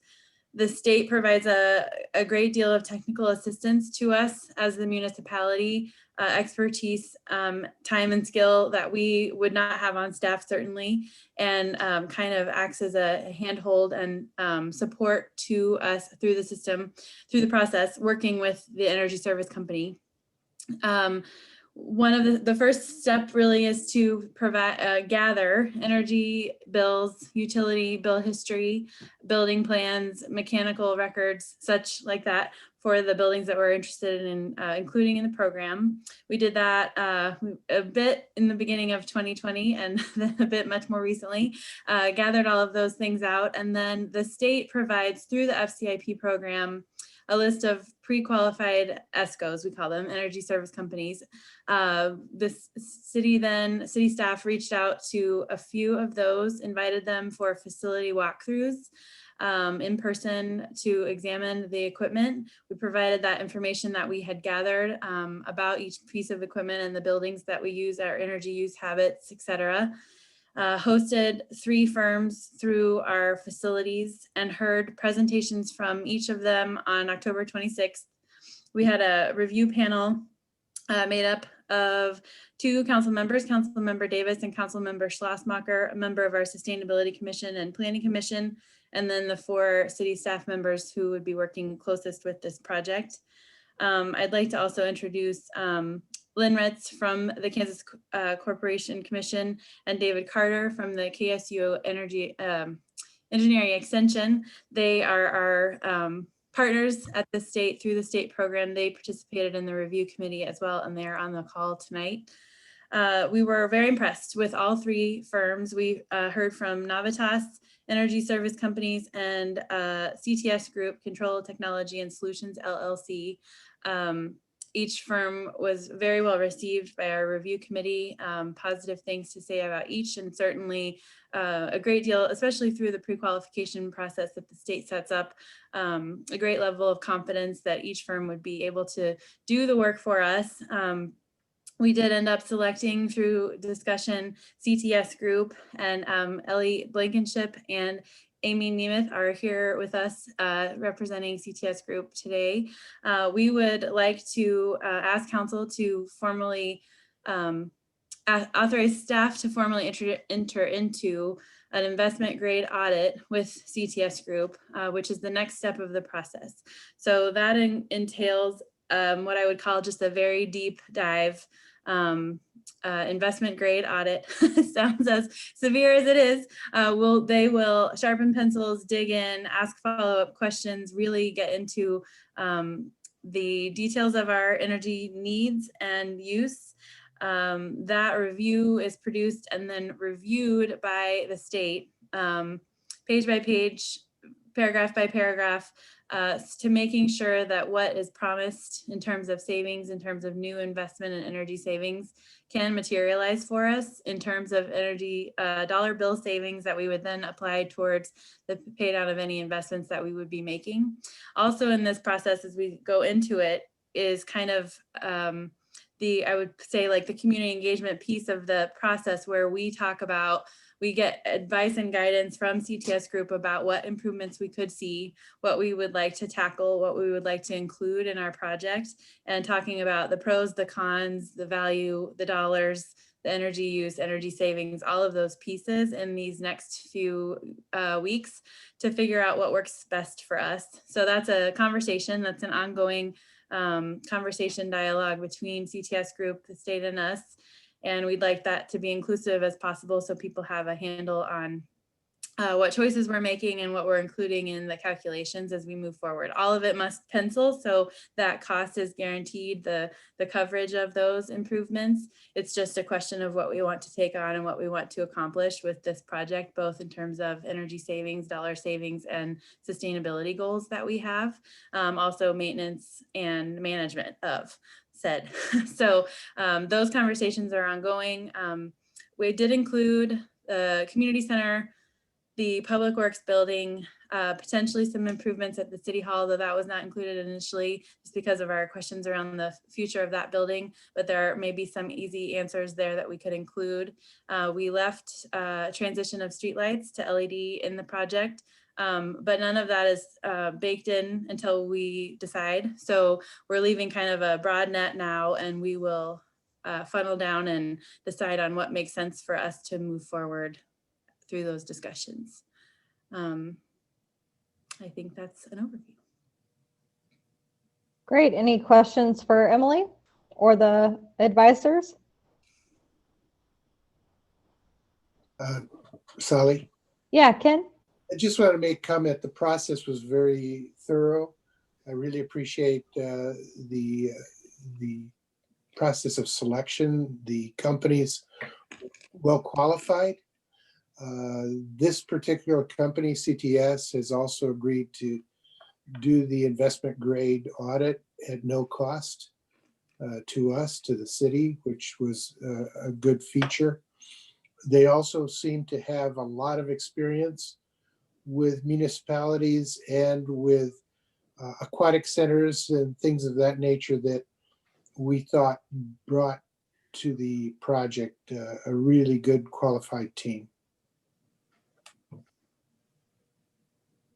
Thank you, Ken. Good to hear. Echo what Councilmember Davis said, I thought the whole process went really smooth. I think all three firms were pretty good, but I'm glad we're going with CTS here. And I thought the presentation they gave us was very thorough, and I'm looking forward to being able to leverage some of the expertise they've gained from some other projects and make some great improvements here. So.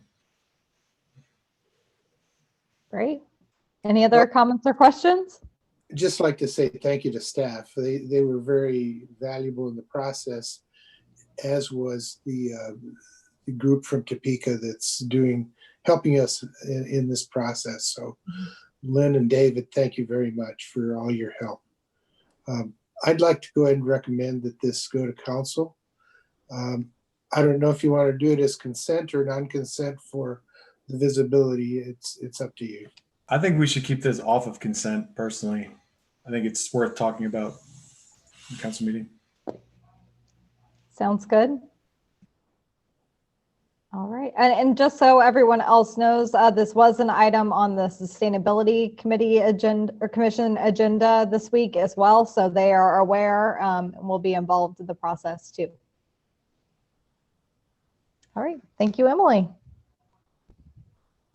That is our last action item for the night, but we do have some discussion items. Our first discussion item this evening is a continuation of the regional wayfinding signage conversation. Penn. Good evening, Mayor and Council. As Councilmember Flora shared, this is part 2 of a discussion that began on October 7th on the regional wayfinding standard.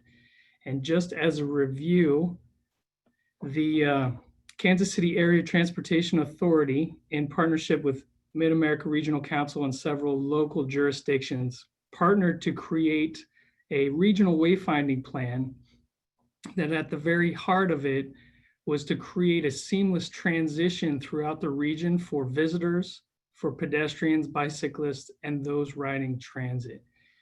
And so they shared that, vetted it through various public meetings and engagement opportunities.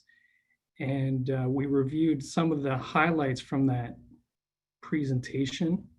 And council asked that staff return with some answers to a few questions. One of which is, are there any neighboring municipalities willing to partner with Mission? Second question was, are there any sources of funding that we could tap into? And then what is the recommended citywide implementation?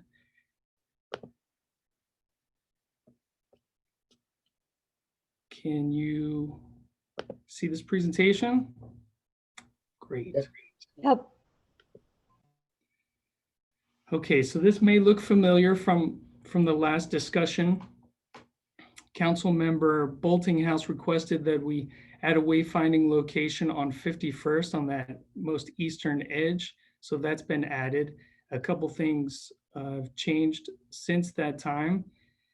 In an effort to give you complete information, there are 5 park monument sign locations here at Streamway. They're Broadmoor, Anderson Park, Mohawk Park, and Waterworks Park.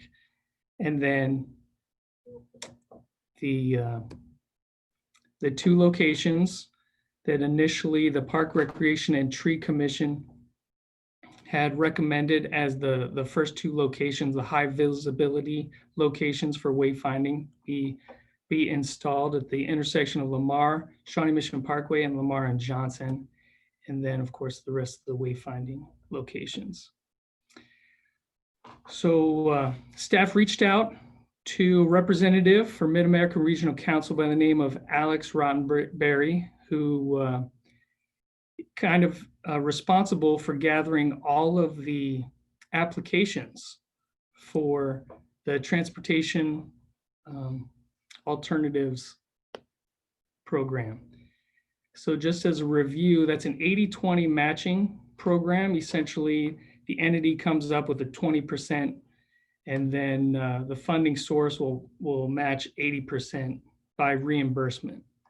There's a $500,000 cap. There's reasonably from one year to the next, anywhere from 5 to 10 million in total funding, and that comes from the federal government. These projects are denoted for trails, sidewalks, and bike and pedestrian activities exclusively. So one of the drawbacks of the TAP program is that the application for 2020 just passed. The next round is coming up in 2022, and that award is in the 2025-2026 fiscal cycle. Next is the Surface Transportation Block Grant. This is what a lot of our neighboring municipalities reach out to and try to get funding from. It's once again another 80-20 matching split. There is no cap, which is why so many neighboring municipalities prefer this project application. And there's a lot bigger pool of monies to draw from, and that's typically between $30 and $40 million in total funding.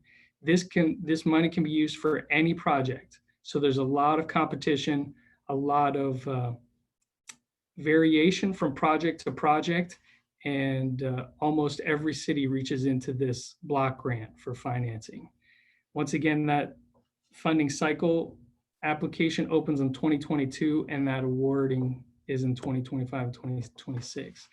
The next one that's probably most accessible in the nearest timeline is the Recreation Trail Program.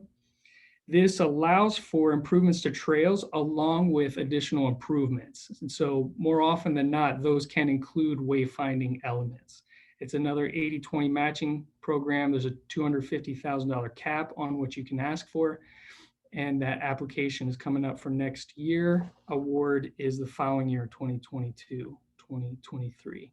So Mid-America Regional Council is the steward of federal funds on both the TAP and the Surface Transportation Block Grant. So we will be applying for those. Like I'd mentioned, that funding cycle is in the distant future. And so that poses some challenges for moving wayfinding forward anytime in the near future.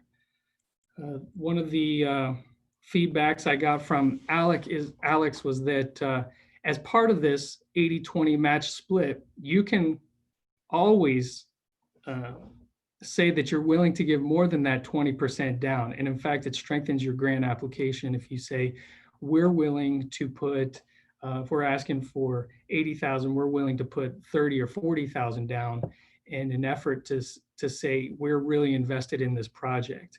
And Alex also mentioned that it strengthens your grant application by partnering with either neighboring entities like other cities, Northeast Johnson County Chamber. There was a grant application that partnered with them, and that kind of moved the needle really quickly for the decision-making committee to award them some monies. So I thought those were great ideas and certainly things that we can lean towards in the future. In terms of coordination, reached out to Overland Park. It spoke directly to Mike Burton, who is their parks maintenance supervisor.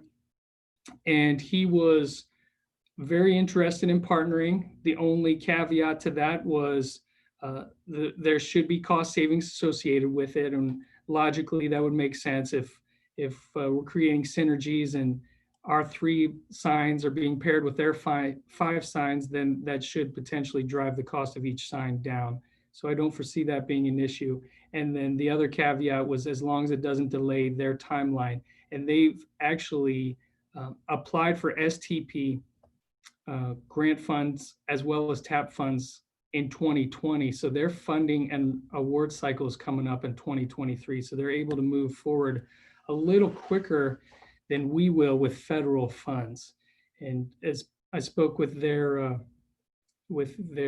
city traffic engineer, Brian, and he had mentioned that their grant application was primarily for downtown wayfinding as well as trails and park signage. So there's certainly opportunities for us to tie in with their parks and trail signage. Downtown wayfinding, we may be able to find a few signs here and there that are similar formatting that we could pair up and find some economies of scale in. But here's a great example of them trying to sweeten the pot for the decision-making committee. They were offering $50,000 as part of their split and requesting $100,000. So the decision-making committee would probably favor them pretty highly. So in terms of next steps, this top picture should look familiar from our last discussion. This is an example of an informational sign. There are various elements that are included. It's the wayfinding elements. It's information on some marquee locations within Mission, some highlights of maybe conduct, maybe policies, maybe it's transit routes, that we can decide what those elements are, but it should be dynamic and eye-catching and want to make you stop and take a look at least quickly. We recommend that as part of that process, a stakeholder committee is formed so that some of those inclusions and design elements can be vetted. And across the bottom, you'll notice the various options there are. There's finger posts, interpretive signage, trail markers. Each of those costs vary anywhere from $1,500 a sign upwards of $7,000. The most expensive is that informational sign or the welcome sign, depending on how large they get. So the next question is, what is the timeline? Do we install now or do we install in a group later? What does that now look like? Do we break it up into phases? Well, one of the answers to that is that $80,000 has been set aside for park signage in 2021 already. And so considering that Monument Park signage can come anywhere between 8 and 11,000, depending on the design elements, we could reasonably get 5 signs at roughly $65,000 total, and that would still leave about $14,000 for 2 additional informational signs, which would get us 7 signs next year that have the brand new brand. It reaches the goal that we had set aside as part of the Parks and Recreation Master Plan that said that our parks should be high visibility areas so that we're able to draw more patrons to those locations, and obviously meet the element of high traffic areas. So in terms of funding, if we're breaking this out into a timeline, 2021 would look like the 80,000 that's been set aside as CIP funds.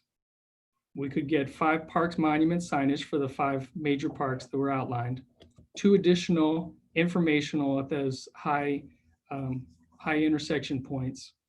And then we recommend seeing if there's any additional funding in the transient guest tax revenues and setting aside roughly $14,000 a year so that we can incrementally purchase at least 2 wayfinding signs a year for the next 2021, 2022, 2023, 2024, in the hopes that we get the award for the 2025 cycle to purchase the last 6 wayfinding signs as part of the TAP or STP block grant.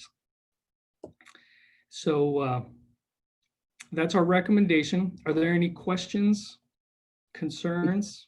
And yes, Kendall, I was wondering if the payments that you make, the $80,000 that's set aside for 2021, does that count at all to matching the grant requirements, or is that all prospective only? Prospective only. Yeah, so okay. I guess potentially we could roll in potentially some of those signs and see if that could roll into maybe this RTP grant that's being awarded in 2022.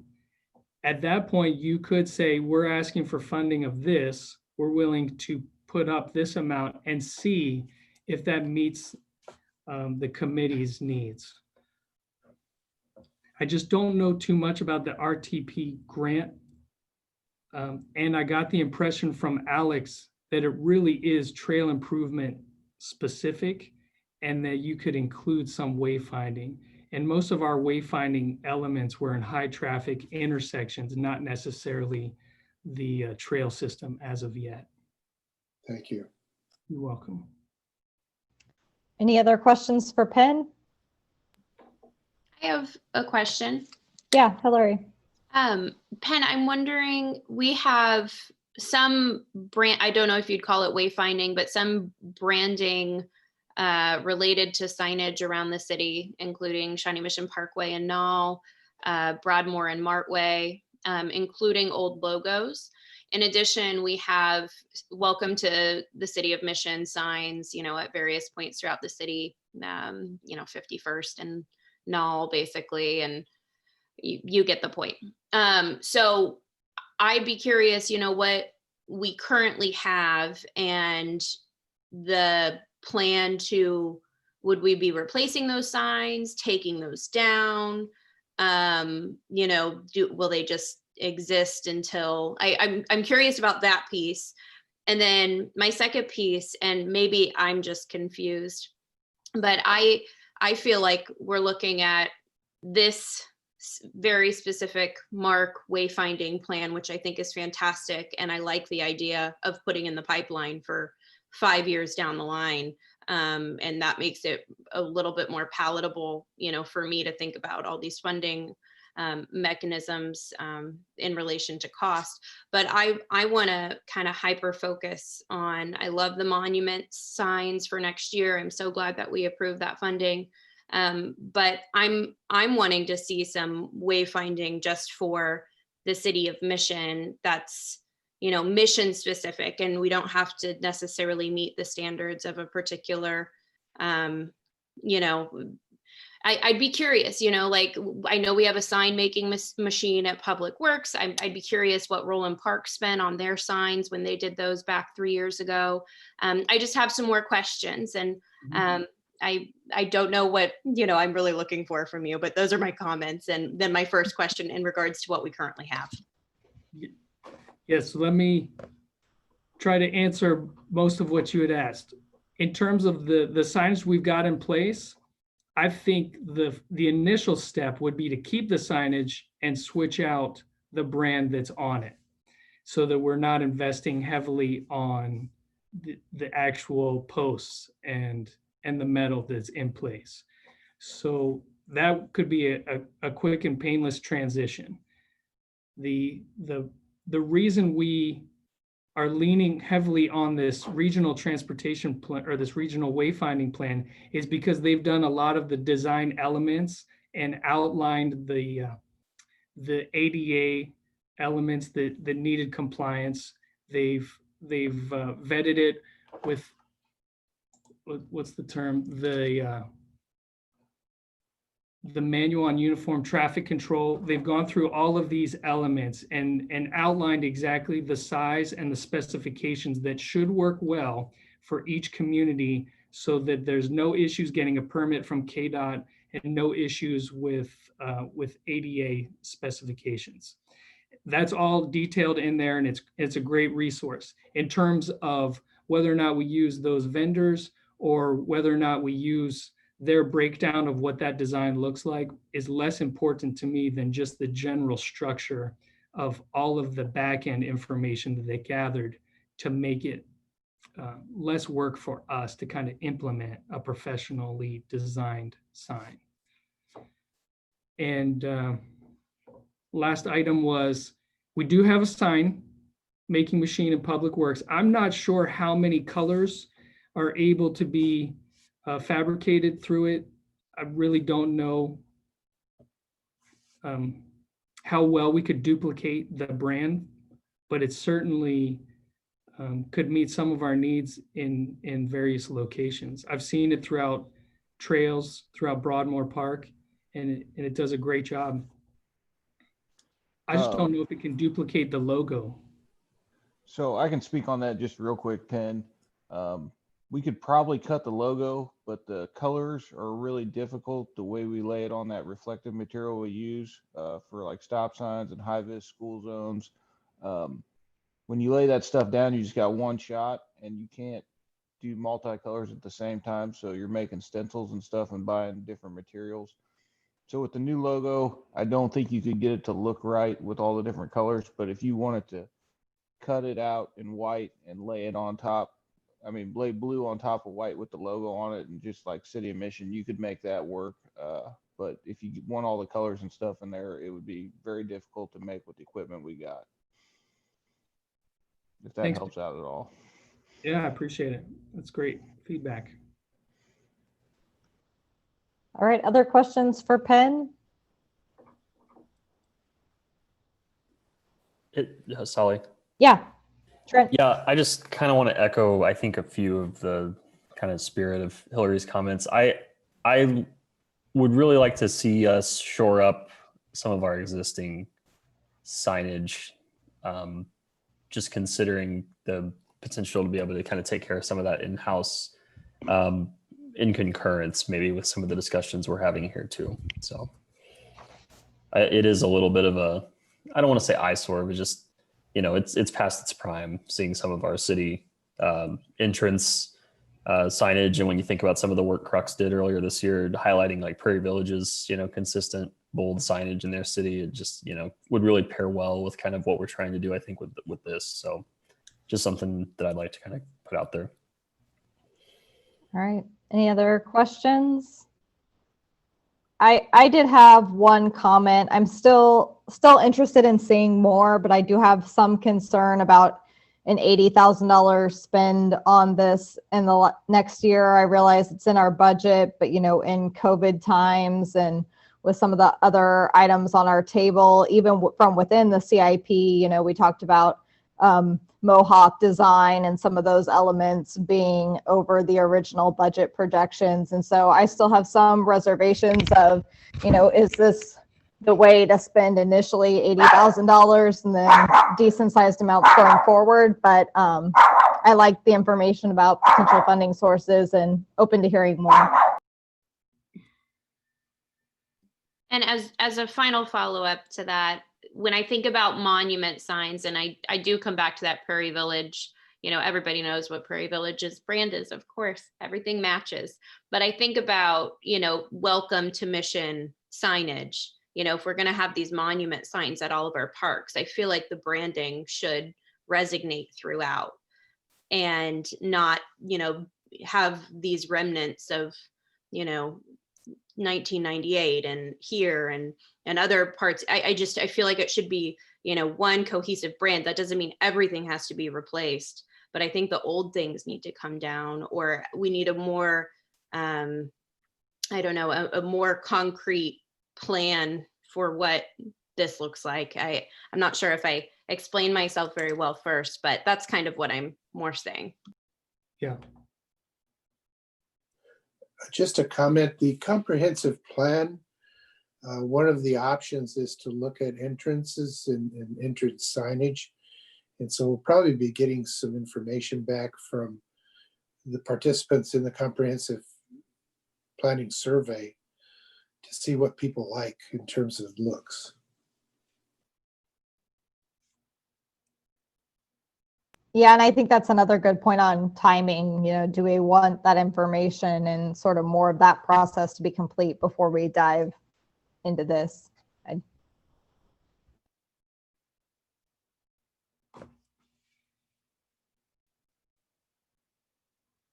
All right, any other comments or questions or direction on this one? Okay, so maybe. Question, Penn. Oh, sorry, Penn, I was just going to ask what the steps are for the monument signs. Is that going to be, you know, with the process for, you know, choosing the branding of said signs and next steps beyond that? That was actually my next follow-up, Councilmember Thomas. I appreciate you segueing. We have some ideas for various signs, and we're going to present those to the Parks, Recreation, and Tree Commission at the upcoming meeting, get their feedback so that when we share it with council, you have some additional feedback from residents and commission members to kind of gauge how well these signs may hit the mark or miss the mark. But right now, there are 3 concepts that we got back from Crux. We'll present those to the PRT and then find a time to present those to council as well. All right, any last comments or questions, or what direction, I guess, are we looking for on this one if it's going back to PRT first?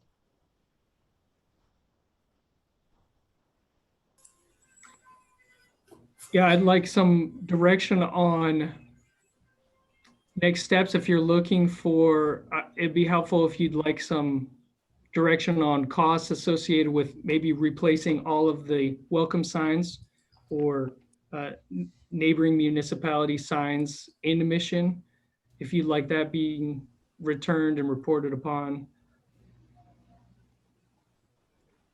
I think I've heard the question echoed several times about, you know, what's the inventory of what we have, and can we create some ballpark cost estimates? I think Councilmember Thomas has asked that question several times. So I think it's probably good for us to do a little bit more comprehensive inventory to explore the options. I know we have identified locations of those smaller internal wayfinding directional signage that we've discussed tonight, that perhaps exploring, if we can't do it in-house, are there some other economical ways to do that with the new brand?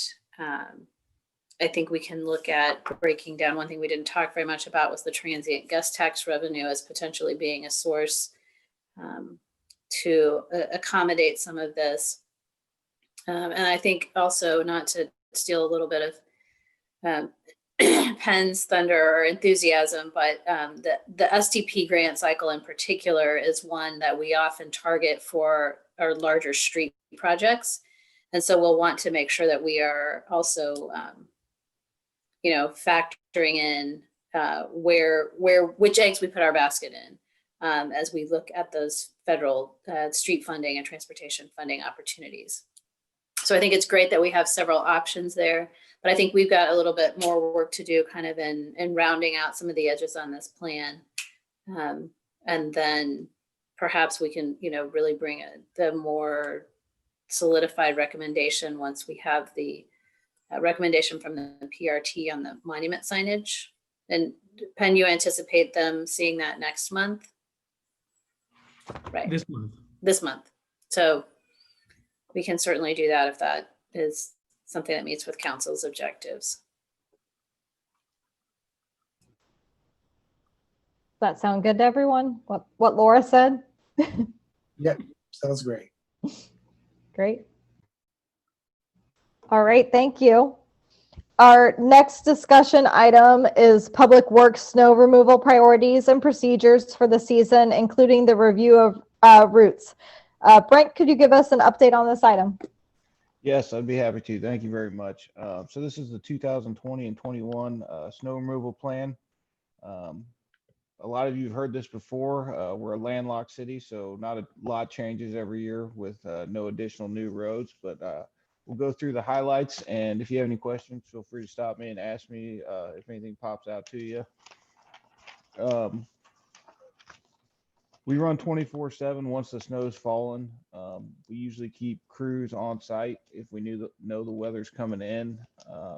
Everybody's got a 2-hour call-in window on their separated crews. So if we know the snow's coming, they might be in there just getting trucks ready for a couple hours, just so we're not struggling to get guys into work if it's an ice storm or heavy snow. Just making sure we got crews there, opening up the roads, and if worst case scenario, somebody's got to go pick somebody up, we have those opportunities available to us. So it's a 2-hour window call-in time. That gives the guys an opportunity to get to work if they're not already there on their shifts. We work well with the police department also.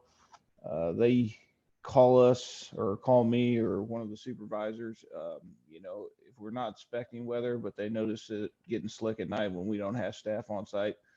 They give us a call, and we usually got guys. They live close to town, so they're usually there in 30 minutes. They have 2 hours, but usually we have trucks out on the road really quickly if it's a slick spot or black ice or stuff like that. So we can respond real quickly when that stuff happens. We've got 7 trucks available with plows, a couple backups. We haven't been full staffed a couple of years now. We're getting close now, but we've had some winters where we were kind of short staffed. So it's, we've always found it necessary to have those other trucks too. We're starting to turn over the equipment as we've been going through the capital equipment list. But when we had some of those older trucks, we had some breakdowns in the heavy snowstorms and ice storms. They saw a lot of heavy pushing, which is harder on that equipment. So those few extra trucks that aren't always out during the snow season really help us if something breaks down. We've got a mechanic that can fix it, but we keep all the trucks on the road. I believe our guys do a great job. We have a lot of new staff in the last couple of years, and they're picking up quickly. So I think they're doing a nice job. Let's see. We kind of get into salting. Once it gets below 20, we kind of, the salt's not doing much at that point. It's basically pushing snow off, and then we're waiting for those temperatures to rise to start putting salt down so the sun can activate it. If everything's cleaned off, we will salt in cold temperatures. So as soon as that sun comes out, it activates that and that stuff starts melting off.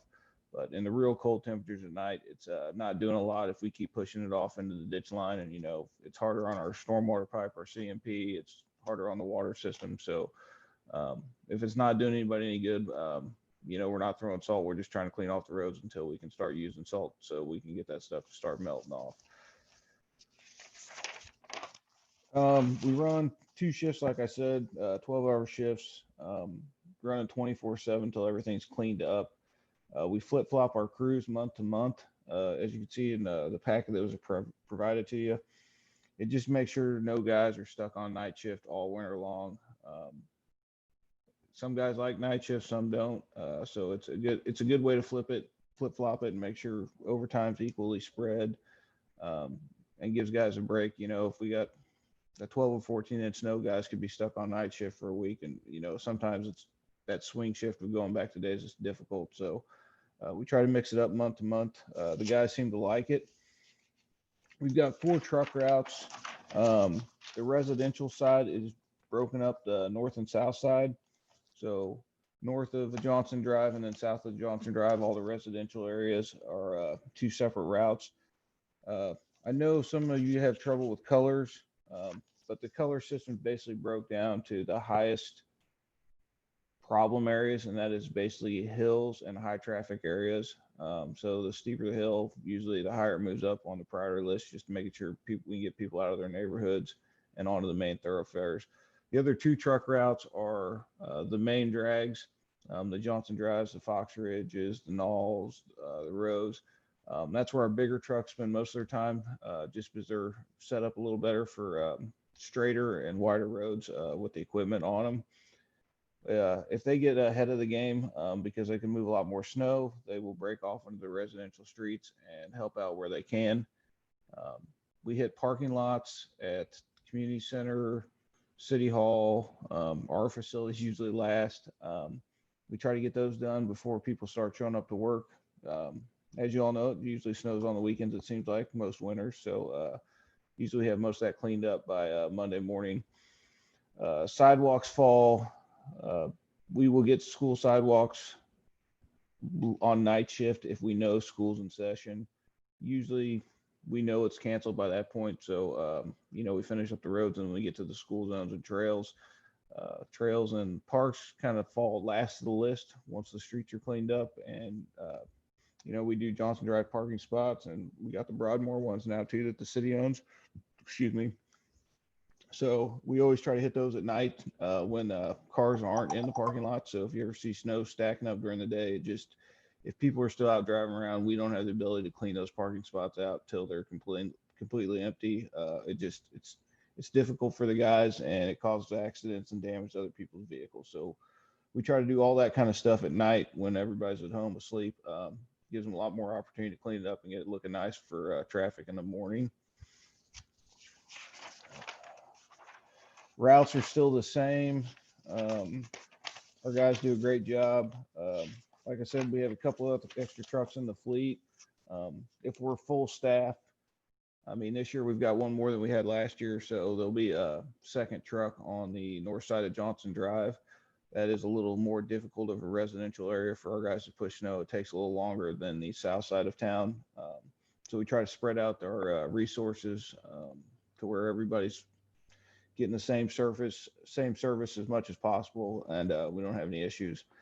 The only time we really receive phone calls, and I don't think it can be avoided, is if it's 10 plus inches of snow. You just can't keep up with it at that point in time. So, you know, we're trying to keep the main drags open, but some residential spots, you know, it could be hours or, you know, 12 hours before you might see a truck again. Just with the depth and how quick the snow's coming, it's just difficult to, you know, you can go by and it'll be covered up and look like you haven't touched it in an hour after you've been through. So that's where some of those phone calls come from, but our guys do a great job. So if you have any questions, I'd be happy to answer them about the 2020 and 21 snow plan.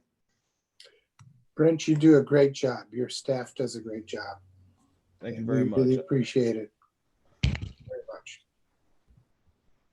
I will All let them right.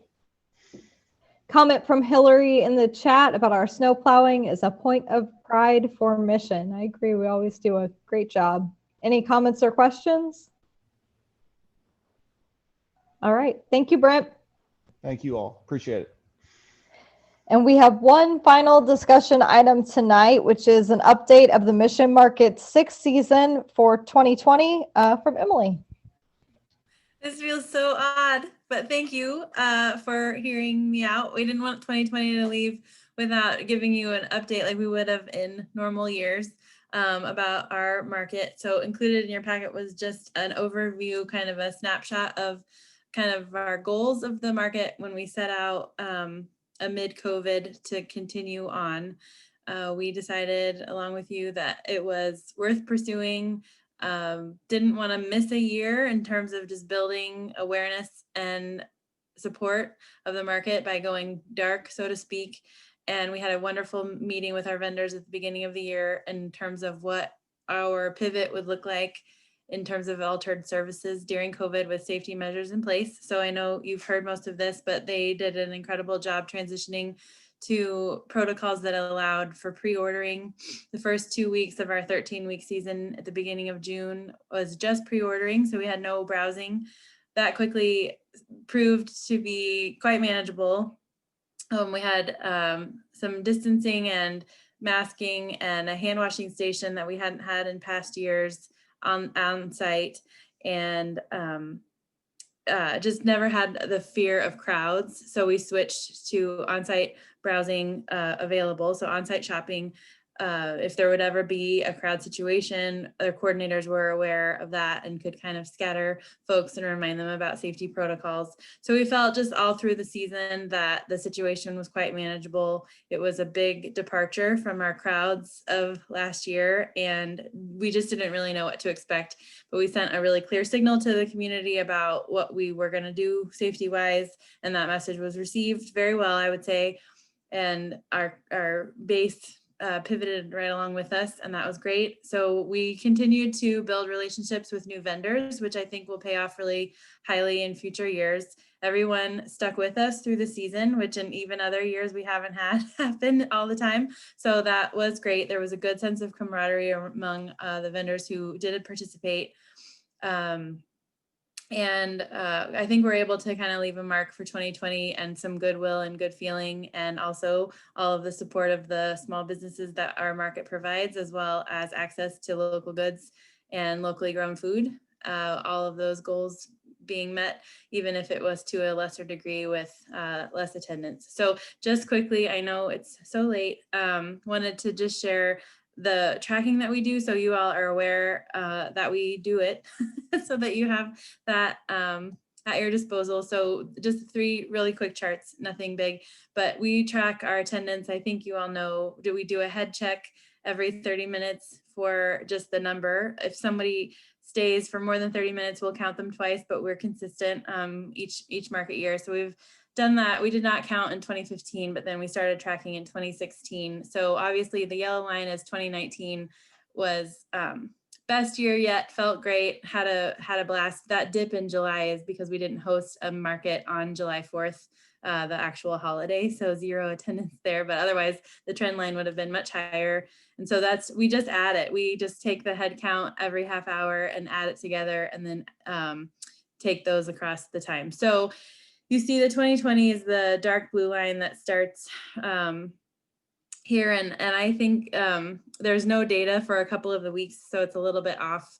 Everything just felt so screwy that I think we missed our window for the first time. But we're tracking down kind of around here, which doesn't feel the same as tracking along between the 600 kind of marks. So it felt very slow and sometimes quite disheartening, but given the circumstances, I think we'll take it and focus on our other goals that we mentioned. So social media activity, presence, some creativity and ideas, and building goodwill and relationships nonetheless. And I think that those who did come and shop had a positive experience, which was great. We just didn't see the crowds, which is not to be surprising. So then let me see, why is my... so then just for this, kind of right in line, average number of vendors per year. Again, last year was great.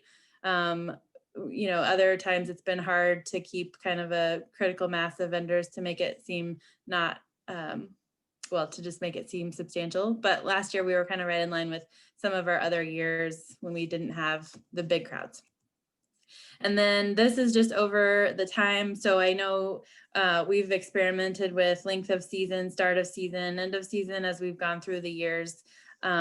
This is kind of the trend, and you see just a general kind of sloping down, nothing drastic, but just over the course of the season, some things start strong and then kind of meander through as vendors, life comes up, changes, customer numbers not being what they thought, or just experimenting.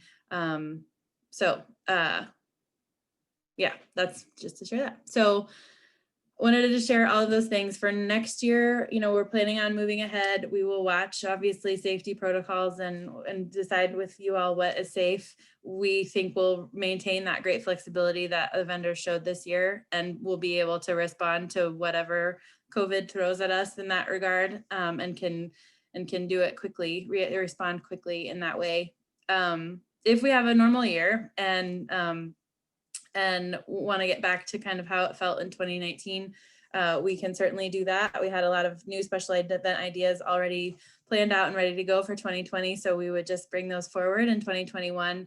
The main expense for you all just to keep track of is we did hear the feedback that more seating would be desirable for eating, food trucks and such. And so that can be short-term, more additional picnic tables.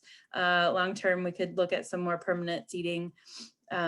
But that was the main kind of target we had in terms of any additional or substantial expenditures based on what we had in 2019. Thank you, Emily. Any questions or comments from council? Yeah, Trent?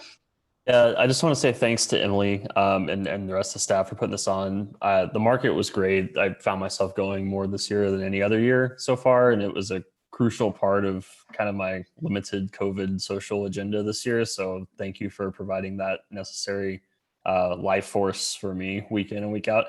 I always feel like it ends too soon, and I always find myself, wanting to formulate an email to city saying, hey, can we extend this?